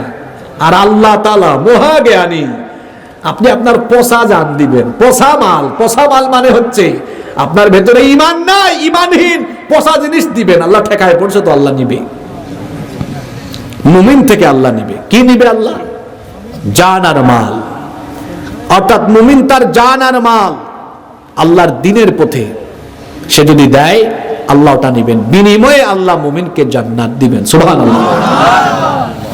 আপনার শরীরের এই শক্তি সামর্থ্য এটা দেওয়া হয়েছে দ্বীন প্রতিষ্ঠার আন্দোলনের জন্য, কোরআনের রাজ কায়েমের জন্য। এখানে তো অসংখ্য যুবক, এই যুবকরা যখন মোবাইল চালাতে, ফেসবুক চালাতে ব্যস্ত, টিকটকিং এ ব্যস্ত, নাচ গান রং তামাশায় ব্যস্ত, আল্লাহর রাসূলের যুবক সাহাবীরা ওই বয়সে ছিলেন কোরআন প্রতিষ্ঠার কাজে ব্যস্ত। আল্লাহর নবীর সাথী তারা হয়েছেন, আর নবীজির সাথী হয়ে কিভাবে কোরআনের আইন বাস্তবায়ন করা যায়, কোরআনের শাসন প্রতিষ্ঠা করা যায়, সেই আন্দোলনে তারা শামিল হয়েছেন। সেই আন্দোলনে শামিল হয়ে রক্ত দিয়েছেন, জীবন দিয়েছেন, শাহাদাতের ঈদগাহে শামিল হয়েছেন। কেউ বা আবার নতুন বিয়ে করে, বাসর করে নতুন বউ রেখে জিহাদের ময়দানে ছুটে গিয়ে শহীদ হয়েছেন। যেমন জুলাইবিব রাদিয়াল্লাহু আনহুর ঘটনা আমরা জানি। একজন যুবক মানুষ, যুবকরা আছে না ঘুমাই গেছে? জুলাইবিব রাদিয়াল্লাহু আন একজন গরিব যুবক, উস্কো খুস্কো চুল, ধুলাবালি যুক্ত বদন, খুব কালো মানুষ, বেটে মানুষ ছিলেন। গায়ের রং ছিল কুচকুচে কালো, যার দিকে তাকাতেও মন চাইতো না। ঘর বাড়ি ছিল না, ভিটামাটি ছিল না, এত গরিব ছিলেন, বাড়ি ঘর নাই, কিছুই নাই। মসজিদে নববীর পাশে আহলে সুফফায় তিনি থাকতেন। মাটি ছিল তার বিছানা, আসমান ছিল তার শামিয়ানা। কোনো খাবার দাবার তার কাছে ছিল না। মানুষ কিছু খেয়ে যদি উচ্ছিষ্ট ফেলে দিত, তো ওই উচ্ছিষ্ট খাবার তিনি খেতেন। পানি পানের জন্য একটা পানির পাত্র পর্যন্ত তার কাছে ছিল না। এত গরিব মানুষ, হাতের অঞ্জলি ভরে পানি পান করতেন এই রকমের গরিব মানুষ। যেদিন কিছু খাবার পাইতেন খাইতেন, না পাইলে সেদিন ক্ষুধার্ত থাকতেন।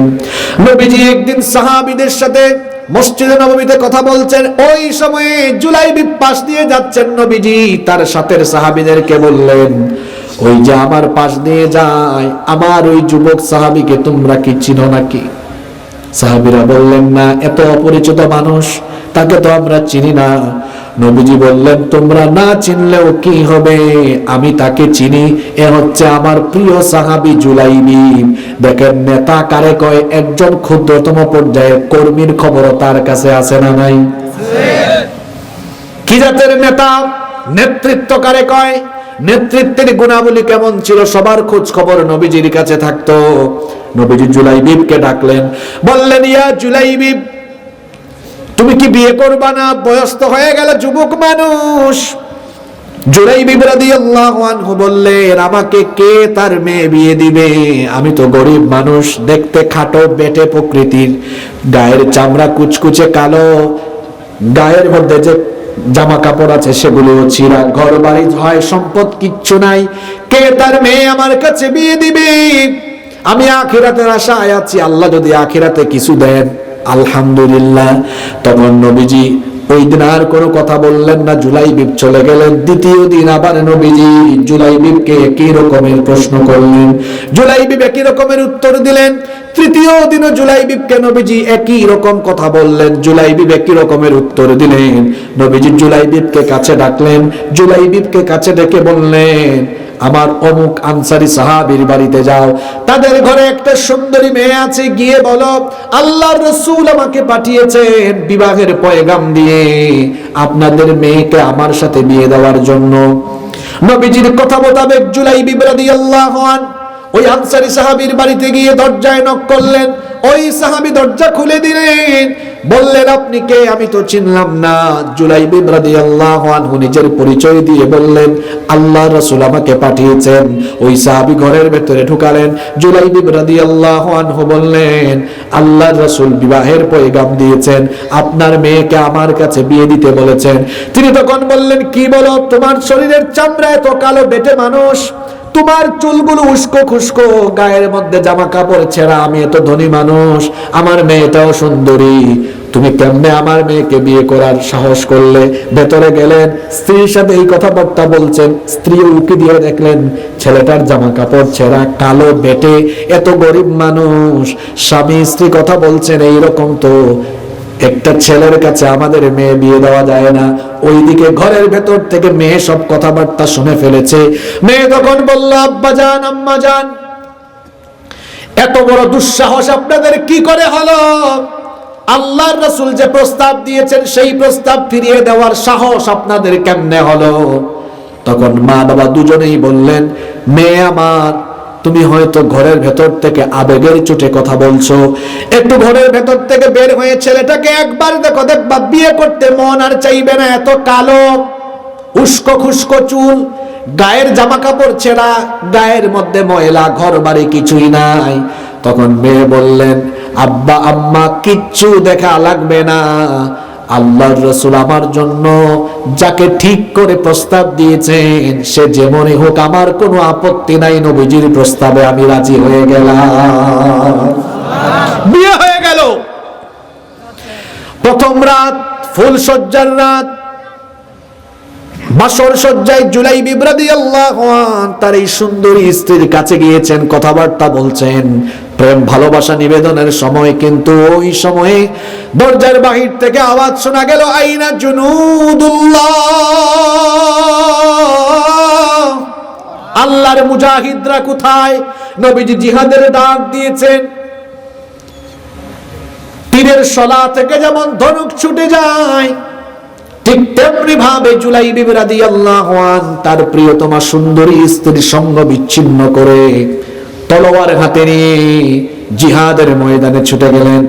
60টা কাফেরকে জাহান্নামে পাঠিয়ে তিনিও শহীদ হয়ে গেলেন। জিহাদ যখন শেষ হয়ে গেল, যুদ্ধ যখন শেষ হয়ে গেল, নবীজি ময়দানে এসে সাহাবীদেরকে বললেন সকল শহীদদের লাশ আমার সামনে নিয়ে আসো। সকলের লাশ সামনে আনা হলো। নবীজি সবগুলো লাশ দেখলেন, দেখার পরে বললেন আমার হাবিবের লাশ কোথায়? তাকে দেখছি না কেন? সাহাবীরা বললেন ওগো আল্লাহর রাসূল, আপনার হাবিব আবার কে? তাকে তো আমরা চিনলাম না। নবীজি বললেন তোমরা চিনা লাগবে না, আমি নিজেই আমার হাবিবকে নিজে খুঁজে বের করব। তিনি আবার যুদ্ধের ময়দানে নিজেই খোঁজা আরম্ভ করলেন। 7 জন কাফিরের পাশে একটা লাশ পড়ে থাকতে দেখলেন। কাছে গিয়ে দেখলেন গায়ের মধ্যে, চেহারার মধ্যে অনেক ধুলাবালু। নবীজি তার নিজের পবিত্র হাত মোবারক দিয়ে ধুলাবালিগুলো ছোটাইয়া দিলেন। এরপরে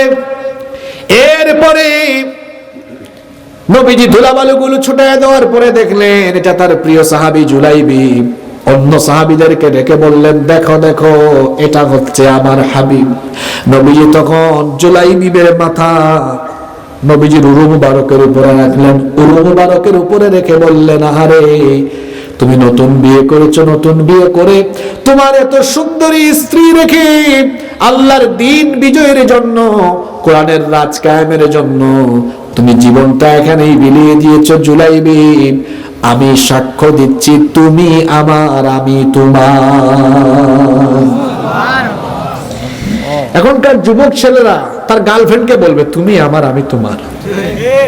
আল্লাহ রাসূলের সাহাবীরা তাদের জীবনকে আল্লাহ আর রাসূলের জন্য ওয়াকফ করে দিয়েছে। কোরআন ইসলাম এভাবেই প্রতিষ্ঠিত হয়েছে। যুবক ভাইদেরকে বলছিলাম এখন আপনারা রং তামাশা করেন, আর ওই বয়সে নবীজির সাহাবীরা কোরআন প্রতিষ্ঠার আন্দোলনে শামিল হয়ে নিজেদের সবকিছু উজাড় করে দিয়েছেন। আমরাও কোরআন প্রতিষ্ঠার আন্দোলনে নিজেদেরকে উজাড় করে দিতে পারবো কিনা? কারা কারা পারবেন দেখি দু হাত তুলে আল্লাহকে দেখান। নারায়ে তাকবীর, নারায়ে তাকবীর। আল কোরআনের আলো, সংসদের জালো, ইসলামের শত্রুরা হুঁশিয়ার সাবধান নারে তাকবীর। মহিলারা কি করবে? তারা কি কোরআন প্রতিষ্ঠায় তাদের এগিয়ে আসা দরকার না? ইসলাম প্রতিষ্ঠায় আপনাদের অবদান বেশি না মহিলাদের অবদান বেশি? সর্বপ্রথম পুরুষ ইসলাম কবুল করে নাই, সর্বপ্রথম ইসলাম কবুল করেছেন মহিলা, নবীজির প্রিয়তমা স্ত্রী আমাদের মা আম্মা জান খাদিজা আত-তাহিরা রাদিয়াল্লাহু আনহা। নবীজি হেরা গুহা থেকে ফিরলেন, ওহী নাজিল হলো। নবীজি এসে খাদিজা রাদিয়াল্লাহু আনহাকে বললেন, জাম্মিলুনি, খাদিজা আমাকে কম্বল দিয়ে ঢেকে দাও। লাকাদ খাশিতু আলা নাফসি, আমি ভয় পেয়েছি, আতঙ্কিত হয়েছি, মনে হয় কোনো অনিষ্ট বা কোনো ক্ষতিকারক কিছু। তখন তিনি বললেন, ওয়াল্লাহি লা ইউযিকাল্লাহু আবাদা, আল্লাহর কসম, আল্লাহ আপনাকে অপমানিত করবেন না, লাঞ্ছিত করবেন না। একজন স্ত্রী তার স্বামীর চরিত্রের ব্যাপারে কি কথা বলে শোনেন। তিনি বললেন, আপনি তো খুব ভালো মানুষ, পরোপকারী, কাউকে কষ্ট দেন না, গরিবদেরকে সহযোগিতা করেন, নিজে কষ্ট পান কিন্তু কাউকে কষ্ট দেন না, আত্মীয় স্বজনের খবর রাখেন, এজন্য আল্লাহ আপনাকে অপমানিত করবেন না। নবী যখন পুরা ঘটনা শোনালেন বললেন, খাদিজা, আমাকে তো আল্লাহ নবুয়ত দিয়েছেন। আম্মা জান খাদিজা রাদিয়াল্লাহু আনহা টু শব্দও করেন নাই, আপত্তিও জানান নাই। শোনেন মা বোনরাও শোনেন, আপনারাও শুনেন, একজন স্ত্রী তার স্বামীর খেদমত করতে পারে, স্বামীকে ভালোবাসা দিতে জানে, স্বামীর সাথে রোমান্স করতে জানে, স্বামীর খেদমত করতে পারে, আনুগত্য করতে পারে, স্বামীর সেবা করতে পারে, কিন্তু নিজের স্বামীর প্রতি ঈমান আনা, স্বামীকে নবী বলে ঘোষণা দেওয়া সোজা কথা না কঠিন কথা? কারণ আপনি কেমন অন্য কেউ না জানলেও আপনার বউ জানে। যেমন ফেরাউন নিজেকে বলেছিল আমি ক্ষুধা, গোটা মিশরে বলে আমি ক্ষুধা, তার বয়ে কেউ কিছু বলে না, কিন্তু তার নিজের স্ত্রী আসিয়াকে গিয়ে বলে, আসিয়া আমি তো ক্ষুধা। আসিয়া কই, তুই ক্ষুধা না হুদা এটা আমার থেকে ভালো কেউ জানে না। নিজের স্ত্রী কিন্তু জানে আপনি কেমন। নবীজি যখন তার প্রিয়তমা স্ত্রীকে গিয়ে বললেন, খাদিজা রাদিয়াল্লাহু আনহা বললেন, আমি তো আপনার ইনসাইড আউটসাইড সব জানি, 15 বছর ধরে আপনার সাথে সংসার করছি, আপনার ইনসাইড আউটসাইড সবই আমার জানা। আপনার এই পুত পবিত্র চরিত্র, এগুলো সাধারণ মানুষের চরিত্র নয়, এগুলো প্রমাণ করে আপনি অবশ্যই আল্লাহর পয়গাম্বার। সুতরাং আমিও আর দেরি করব না, প্রথমে আমি ঈমান আনলাম, লা ইলাহা ইল্লাল্লাহু মুহাম্মাদুর রাসূলুল্লাহ সাল্লাল্লাহু। মহিলারাও দিন প্রতিষ্ঠায় অনেক অবদান রেখেছেন। সর্বপ্রথম দিনের জন্য শাহাদাত বরণ করেছেন নারীরা। সুমাইয়া রাদিয়াল্লাহু আনহা ইসলামের জন্য প্রথম শহীদ হয়েছেন। একজন মহিলা তার কুলের বাচ্চাকে নিয়ে নবীজির সামনে এসেছেন, আমার আফসোস, আমার আফসোস, এই সন্তানটাকে আমি কুলে রাখবো না, এটাকেও দিন প্রতিষ্ঠায় দিয়ে দিব। নবীজি বললেন সে বড় হোক। মহিলা বললেন না, ওগো আল্লাহর হাবিব, আপনি কোন যুদ্ধে প্রয়োজনে আমার এই শিশু বাচ্চাটাকে ঢাল হিসাবে ব্যবহার করবেন, যাতে করে কিয়ামতের ময়দানে আমি আল্লাহকে বলতে পারি, আল্লাহ আমার স্বামী সন্তান সব কিছুকে তোমার জন্য, তোমার রাসূলের জন্য, কোরআনের রাজ প্রতিষ্ঠার জন্য সব কিছু তোমার জন্য বিলীন করে দিয়েছি। আল্লাহু আকবার। এই হলো নারীদের ত্যাগের নমুনা। যেই সকল মায়েরা এখানে এসেছেন সন্তানদেরকে দিন প্রতিষ্ঠার আন্দোলনে ওইভাবে সাহস দিয়ে নামায়া দিবেন, যেই রকম করে আবু হানিফার মা আবু হানিফাকে সাহস দিয়েছেন। আবু হানিফা রাহিমাহুল্লাহ, নাম শুনছেন তো আপনারা? ইমাম আবু হানিফা কি জাতের ইমাম? আমাদের মসজিদগুলো ইমাম সাহেবের মতো ইমাম নাকি? কথা কন না কেন? ইমাম আবু হানিফা রাহিমাহুল্লাহ, ইমামুল আযম, তাকে সেই সময়ের জালিম বাদশা গ্রেফতার করলো, বলল আমার বশ্যতা, আমার আনুগত্য স্বীকার করো, আমার এই জুলুম সমর্থন করো, আমার জুলুম শাসনকে সমর্থন দাও। আবু হানিফা বললেন জীবন চলে যাবে। একজন হক্কানি আলেম কখনো জালিমের সামনে মাথা নোয়াতে পারে না। হুকুম আসলো আবু হানিফাকে মারপিট করো। দিন কায়েমের আন্দোলনে থাকলে জেল, জুলুম, জরিমানা, জুলুম, নির্যাতন নতুন বিষয় না, এগুলো পূর্বের যুগেও এগুলো ছিল কি ছিল না? পিটানো হচ্ছে। এবার বলা হলো আবু হানিফার মাকে আনো। ইমামে আযম আবু হানিফা রাহিমাহুল্লাহ এর মায়ের সামনে সন্তানকে কাপড় খুলে পিটানো হচ্ছে।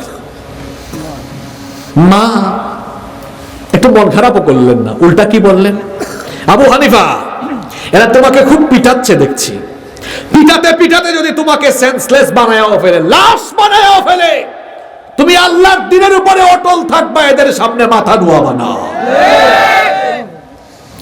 মহিলা প্যান্ডেলে যে মায়েরা এসেছেন, মাদেরকে এমন হতে হবে, সন্তানদেরকে দিন প্রতিষ্ঠায় নামায় দিতে হবে, আর বলতে হবে দিন প্রতিষ্ঠার জন্য তুমি শহীদ হয়ে যাও বাবা, তাও আপত্তি নাই, এটা আমার জন্য গর্বের ব্যাপার, আমি একজন শহীদের মা হব, ঠিক কি না? শাহাদাতের মৃত্যু এটা শ্রেষ্ঠ মৃত্যু। বিছানায় মারা গেলেও মারা যাবেন, রোগে সুখে আক্রান্ত হয়ে মারা গেলেও মারা যাবেন, অ্যাক্সিডেন্ট করে মারা গেলেও মারা যাবেন, মরার পরে হিসাব আছে, বিচার আছে। কিন্তু শাহাদাতের মৃত্যু এটা হলো শ্রেষ্ঠ মৃত্যু। শাহাদাতের মৃত্যুর উপরে কোনো হিসাব নাই, বিচার নাই, বিনা হিসাবে বিনা বিচারে আল্লাহ শহীদকে জান্নাত দেন। এই জন্য নবীজির সাহাবীরা শহীদ হওয়ার জন্য পাগল পারা ছিলেন। নবীজি বলতেন আমার ইচ্ছা হয় আমি আল্লাহর দ্বীনের জন্য শহীদ হই, আবার আল্লাহ আমাকে জীবন দেন, আবার শহীদ হই, আবার যদি জীবন দেন আবার শহীদ হই। সুবহানাল্লাহ। এজন্য নবীজির সাহাবীরা শহীদ হওয়ার জন্য পাগল পারা ছিলেন। শাহাদাতের জজবা নিয়ে কোরআনের রাজ প্রতিষ্ঠার আন্দোলনে তারা ছিলেন। আমাদের এখানে যে যুবকরা আছে, সারা পৃথিবীর যুবকরা যদি কোরআনের রাজ কায়েমের জন্য শাহাদাতের তামান্না নিয়ে শাহাদাতের ঈদগাহে শামিল হওয়ার প্রত্যয় নিয়ে কোরআনের ছায়া তলে আসে, কোরআনের বিজয় যিনি দিয়ে দিবেন তিনি কি? আমরা পারবো তো? পারবো তো? আল্লাহ সবাইকে কবুল করেন। নাম্বার 8 হলো কোরআনের শাসন কায়েম করা, যেটা এই ভাই স্লোগান দিল। দেখছেন আমি ধাপে ধাপে একদম শেষেরটাতেই আসলাম। কোরআন এসেছে শুধু তিলাওয়াতের জন্য, খতমের জন্য, আর কোরআন দিয়ে ঝাড়ফুঁক করার জন্য নয়। কোরআন এসেছে কোরআন দিয়ে সব কিছুকে পরিচালনা করার জন্য। এজন্য আল্লাহ কোরআন দিয়েছেন। নবী করিম সাল্লাল্লাহু আলাইহি ওয়াসাল্লাম 10 বছর কোরআন দিয়ে রাষ্ট্র শাসন করে দেখিয়ে দিয়েছেন কোরআনের শাসন কেমন হয়। কোরআন শুধু মসজিদে থাকবে, কিন্তু সমাজ পরিচালনায় কোরআন থাকবে না, রাষ্ট্র পরিচালনায় কোরআন থাকবে না, এমনটা তো হতে পারে না। আমাদের মধ্যে অনেক মুসলমান আছে, তারা কবরের ওয়াজ, জান্নাতের ওয়াজ, জাহান্নামের ওয়াজ খুব মন দিয়ে শোনে, কিন্তু কোরআন প্রতিষ্ঠার ওয়াজ শুনলে চেহারা অনেকের কালো হয়ে যায়। কোন মসজিদে যদি কোনো ইমাম সাহেব বলেন এই মসজিদ সভাপতির আইনে চলবে না, সেক্রেটারির আইনে চলবে না, কোন মুসল্লির কথায় চলবে না, মসজিদ চলবে আল্লাহর আইনে, তখন দেখবেন সভাপতিও তাল মিলাবে, বলে হুজুর ঠিক কথাই কইছেন। সেক্রেটারি, মুসল্লি সবাই বলবে আমাদের হুজুর তো সঠিক কথাই বলেছেন। মসজিদ চলবে আল্লাহর আইনে, এই কথাটা সবাই মেনে নেবে। ইমাম সাহেব যদি বলেন মসজিদ চলবে কোরআন দিয়ে, কেউ কোনো আপত্তি করবে না। কিন্তু এই বয়ান করার পরে সেকেন্ড পয়েন্টে যদি ইমাম সাহেব বলেন যে কোরআন দিয়ে মসজিদ চলবে, ওই কোরআন দিয়ে, ওই আল্লাহর আইন দিয়ে মসজিদের বাকিরের সবকিছু চলবে, যারা একটু আগে ঠিক ঠিক কইয়া চিল্লাইছিল তাদের মধ্যেও কয়েকজন মুনাফিক মার্কা লোক দেখা যাবে, সঙ্গে সঙ্গে তাদের চেহারা কালো হয়ে গেছে।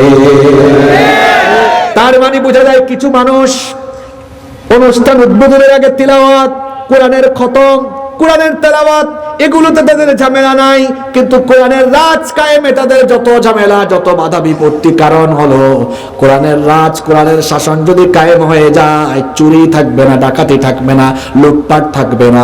যেহেতু কোরআনের শাসন কায়েম হয়ে গেলে চোর বাটপাটদের চুরি ডাকাতির সুযোগ থাকবে না।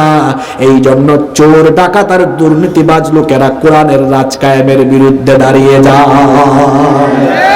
কিন্তু আমরা তো মুমিন, ইমানদার যারা কোরআনের শাসনের পক্ষে থাকবে, তারা কোরআনের শাসন চাইবে, তারা এই কোরআনে সব আছে। এই কোরআনের ভেতরে কিভাবে রাষ্ট্রনীতি পরিচালনা করতে হয়, কিভাবে সমাজ পরিচালনা করতে হয়, সব কিছু আছে না নাই? আরো জোরে বলে আছে না নাই? ওয়াজ করে সুদখোরকে এটা বোঝানো যাবে যে সুদ অনেক মারাত্মক গুনাহ, সুদ বড় পাপ, সুদের 70টার বেশি গুনাহ আছে, তার মধ্যে সবচেয়ে নিম্ন পর্যায়ের গুনাহ হলো মার সাথে জিনা করা। শুনতে খারাপ দেখাবে, ওয়াজ যারা শুনবে তারাও পড়বে নাউজুবিল্লাহ, কিন্তু দেখা যাবে যারা ওয়াজে আসবে এদের মধ্যে কয়েকজন বাড়িতে গিয়া সুদ খাবে। কিন্তু এই কোরআন দিয়ে ওয়াজের পাশাপাশি কোরআন যদি সংসদে থাকে, রাষ্ট্র পরিচালনায় থাকে, আর ওখান থেকে যদি হুকুম হয় কোরআনে যেহেতু সুদ হারাম করা হয়েছে, আমার দেশে সুদ হারাম, সুদ খাইলে শাস্তি দেওয়া হবে, জেলে ঢুকানো হবে। দেখবেন যখন কোরআনের আইনগুলো ক্ষমতার মাধ্যমে সমাজে প্রয়োগ করা হবে, যেটা ওয়াজে হয় না সেটা ক্ষমতা দিয়ে হবে, আইন প্রয়োগ হলে দেখা যাবে সুদখোরদের সুদ এমনি বন্ধ হয়ে যাবে। বলা হয়েছে কোরআনে নামাজ কায়েম করো, নামাজের এত ওয়াজ হবে, ফজরের নামাজে কেউ যাবে কেউ যাবে না, কিন্তু আল্লাহ কোরআনে বলেছেন রাষ্ট্র পরিচালনায় গেলে মোমেনরা সর্বপ্রথম নামাজ কায়েম করবে। যদি কোরআনের পার্লামেন্ট থাকে আর সেখান থেকে আইন হয় এই রাষ্ট্রে সবাইকে আজান হলে নামাজে যেতে হবে, নামাজে না গেলে লাগানো হবে, তখন দেখবেন ওই লাগানোর বাইরে সবাই আজান হলে মসজিদে দৌড় মারবে। কি বুঝলেন? মাঝে মাঝে যেটা ওয়াজ দিয়ে হয় না ওইটা ক্ষমতা দিয়ে হয়। কি দিয়ে হয়? জোরে বলেন, কি দিয়ে হয়? এই জন্য ইসলাম ভালো কাজের ব্যাপারে বলছে আদেশ করো, আর মন্দ কাজের ব্যাপারে বলেছে নিষেধ করো। এখানে আলেমরা বসে আছেন, কি বলেছেন আল্লাহ? তা'মুরুনা বিল মা'রুফ ওয়া তানহাউনা আনিল মুনকার। ভালো কাজের জন্য আদেশ করো, আবার অসৎ কাজকে অর্ডার করে বন্ধ করো। ইসলাম যদি, কোরআন যদি ক্ষমতার জায়গায় না থাকে, তখন দেখা যাবে দরখাস্ত একটা লিখে বলা হবে এই দাবিগুলো মেনে নেন, অনুরোধ করছি। কথা কি বোঝা যায়? আমাদের দাবিগুলো মানতে হবে, এগুলো করতে হবে, দাবি করব, অনুরোধ করব। আর ইসলাম যদি ক্ষমতার জায়গায় থাকে, কোনো দাবি নেই, অনুরোধ নয়, ভালো কাজ আদেশ দিয়ে আইন পাস করে জারি করা হবে, অন্যায় কাজকে অর্ডার করে বন্ধ করে দেওয়া হবে। ইসলাম আদেশের জায়গায় থাকার জন্য এসেছে। আফসোস, কোরআনের ধারক বাহক উলামায়ে কেরাম ঐক্যবদ্ধ হয়ে জাতিকে কোরআনের শাসনের কথা না বুঝায়া, কেউ কষ্ট নিবেন না আমার কথায়, আলেমরা এখন বৈশা বৈশা লম্বা লম্বা দরখাস্ত নিয়ে দান, মানববন্ধন করেন, দাবি করেন, এইটা করেন ওইটা করেন। নবীজির সিরত তো সবাই পড়েছেন। ইসলাম অনুরোধের জায়গায় থাকার জন্য আসে নাই। এদেশের আলেমদেরকে জনগণ এত ভালোবাসে, এদেশের আলেমরা যদি দলাদলি ভুলে সব এক টেবিলে বসে যায়, এদেশের মানুষ আলেমদের হাতে সবকিছু তুলে দিবে। না, হুজুররা নিজেরাই এক হইতে পারতেছেন না, হুজুররা নিজেরাই এক হইতে পারতেছে না। কৌমি আলা তারা আলাদা, আলিয়া আলা তারা আলাদা। কৌমি আলিয়া একটা আরেকটা দেখতেও পারে না। হ্যাঁ, কৌমি গ্রুপ আলিয়া গ্রুপ তারা যদি আলাদা আলাদাই থাকে আর সব আলেম ওলামা আলাদা আলাদাই থাকে, তাহলে মারামারি পিটাপিটি সামনে আরো আছে। কথা কি বুঝা যায়? অনুরোধ জানাতে হবে, এটা করেন ওইটা করেন, দাবি মানতে হবে। ইসলাম অনুরোধের জায়গায় থাকার জন্য আসে নাই। ইসলাম অনুরোধের জায়গায় থাকার জন্য আসে নাই। নবীজি 13 বছর মক্কায় দাওয়াত দিয়েছেন। আল্লাহর আইন মানতে হবে, আল্লাহর কোরআনের বিধান প্রতিষ্ঠা করতে হবে, দাওয়াত দিয়েছেন, লোকবল তৈরি করেছেন। এরপরে যখন কোরআনের রাজ কায়েম হয়ে গেল, তখন আদেশ দিয়ে দিয়ে সব বন্ধ করে দিয়েছে। চুরি বন্ধ, ডাকাতি বন্ধ, জিনা বন্ধ, অন্যায় বন্ধ, অপরাধ বন্ধ। নবীজির মাক্কি জীবন আল্লাহর নবীর মাক্কি জীবন অধ্যয়নের পাশাপাশি মাদানী জীবন অধ্যয়ন করে এই শিক্ষা নিতে হবে, ইসলাম শুধু অনুরোধের জায়গায় থাকবে না। মাদানী জীবনে গিয়ে ইসলাম যেমন হুকুমত প্রতিষ্ঠা করেছে, তেমনি ভাবে ইসলামী হুকুমত প্রতিষ্ঠার জন্য মানুষকে বুঝাতে হবে। কোরআনের শাসনের দরকার আছে না নাই? আপনারা চান কি চান না? কোরআনের দাবি কয়টা বলেছি আজকে? একটু জুড়ে বলে। 1 নম্বর কি বলছিলাম? এটা বিশুদ্ধ করে আপনারা শিখবেন তো। 2 নম্বর কোরআন তিলাওয়াত করবেন, এবং 3 নম্বর অধীনস্থদেরকে কোরআন শেখাবেন। 4 নম্বর যতটুকু পারেন কোরআন মুখস্থ। 5 নম্বর কি বলেছিলাম? কোরআন বুঝার চেষ্টা করবেন। 6 নাম্বার কোরআন অনুযায়ী আমল। 7 নাম্বার যুবক তরুণ ছাত্রদেরকে বলছি, কাদের পিছনে ঘুরো, কাদের চামচামি করো? তোমার এই বয়সে হাতে থাকার কথা বই খাতা কলম, আল্লাহর কোরআন, রসুলের হাদিস। কিছু কিছু লোক তাদের স্বার্থের জন্য তোমাদের হাতে স্কুল কলেজে তুলে দিয়েছে স্টাম্প, তোমাদের হাতে তুলে দিয়েছে AK-47, তোমাদের হাতে তুলে দিয়েছে গাজা ইয়াবা। যারা তোমাদের হাতের মধ্যে বই খাতা কলম, কোরআন হাদিসের বিপরীতে বই খাতা কলমের বিপরীতে গাজা, ফেন্সিডিল, ইয়াবা, লাঠি সুটা আর অস্ত্র শস্ত্র তুলে দেয়, এরা তোমাদের বন্ধু নয়, এরা তোমাদের জন্য হচ্ছে জানের দুশমন। এদের সঙ্গ ছেড়ে দাও। যারা দেখা হলেই বলে, ভাইজান আজকে নামাজ পড়েছেন? 5 ওয়াক্ত নামাজ জামাতে আদায় হয় কিনা, তাহাজ্জুদ পড়েন কিনা, পড়াশোনা ঠিক মতো করেন কিনা, দেখা হয়েছে ভাই, এই বইটা নেন, কোরআন পড়েন, হাদিস পড়েন। এরাই তোমার বন্ধু, এরাই তোমার সহপাঠী, এরাই তোমার সবচাইতে ভালো শুভাকাঙ্ক্ষী। এদের সাথী হও, এদের সঙ্গী হও। সৎ সঙ্গে স্বর্গবাস, অসৎ সঙ্গে। মুরব্বীরা, আপনাদেরকেও বলবো, যারা নামাজের দাওয়াত দেয়, কোরআনের দাওয়াত দেয়, তাদের সাথী হয়ে যাব ইনশাআল্লাহ। 8 নাম্বার দাবি হলো, এই কোরআনকে হুকুমাতের জায়গায় নিয়ে যেতে হবে। এটাও আমাদের প্রতি কোরআনের একটা হক। এই 8টা দাবি পূরণ করতে পারলেই কোরআনের রঙে আপনি রঙিন হয়ে যাবেন। আর কোরআন কিয়ামতের দিন আপনার পক্ষে দাঁড়িয়ে আল্লাহর সঙ্গে ঝগড়া করবে ততক্ষণ, আল্লাহ আপনাকে জান্নাতে ঢুকায়া দিবে না যতক্ষণ। তাহলে কয়টা কাজ করতে হবে? আরো জোরে বলেন, পারবেন তো? যান, আজকে সিদ্ধান্ত নিয়ে যান যে ওয়াজ শুনে আসছি, কালকে থেকে যদি আমরা বেঁচে থাকি আর কি, কালকে থেকে কোরআন শুদ্ধ করে শেখার জার্নির মাধ্যমে এরপরে বাদবাকি আরো যতগুলো পয়েন্ট আছে সেগুলো জীবনে আমরা আমল করব ইনশাআল্লাহ। আল্লাহ সবাইকে আমলের তৌফিক দান করুন। মাহফিল কমিটির বক্তব্য থাকলে আমরা শুনবো। এর আগে মাত্র 29 ব্যাগ সিমেন্ট আছে। এই বগুড়ার মানুষ খুব দিলওয়ালা মানুষ,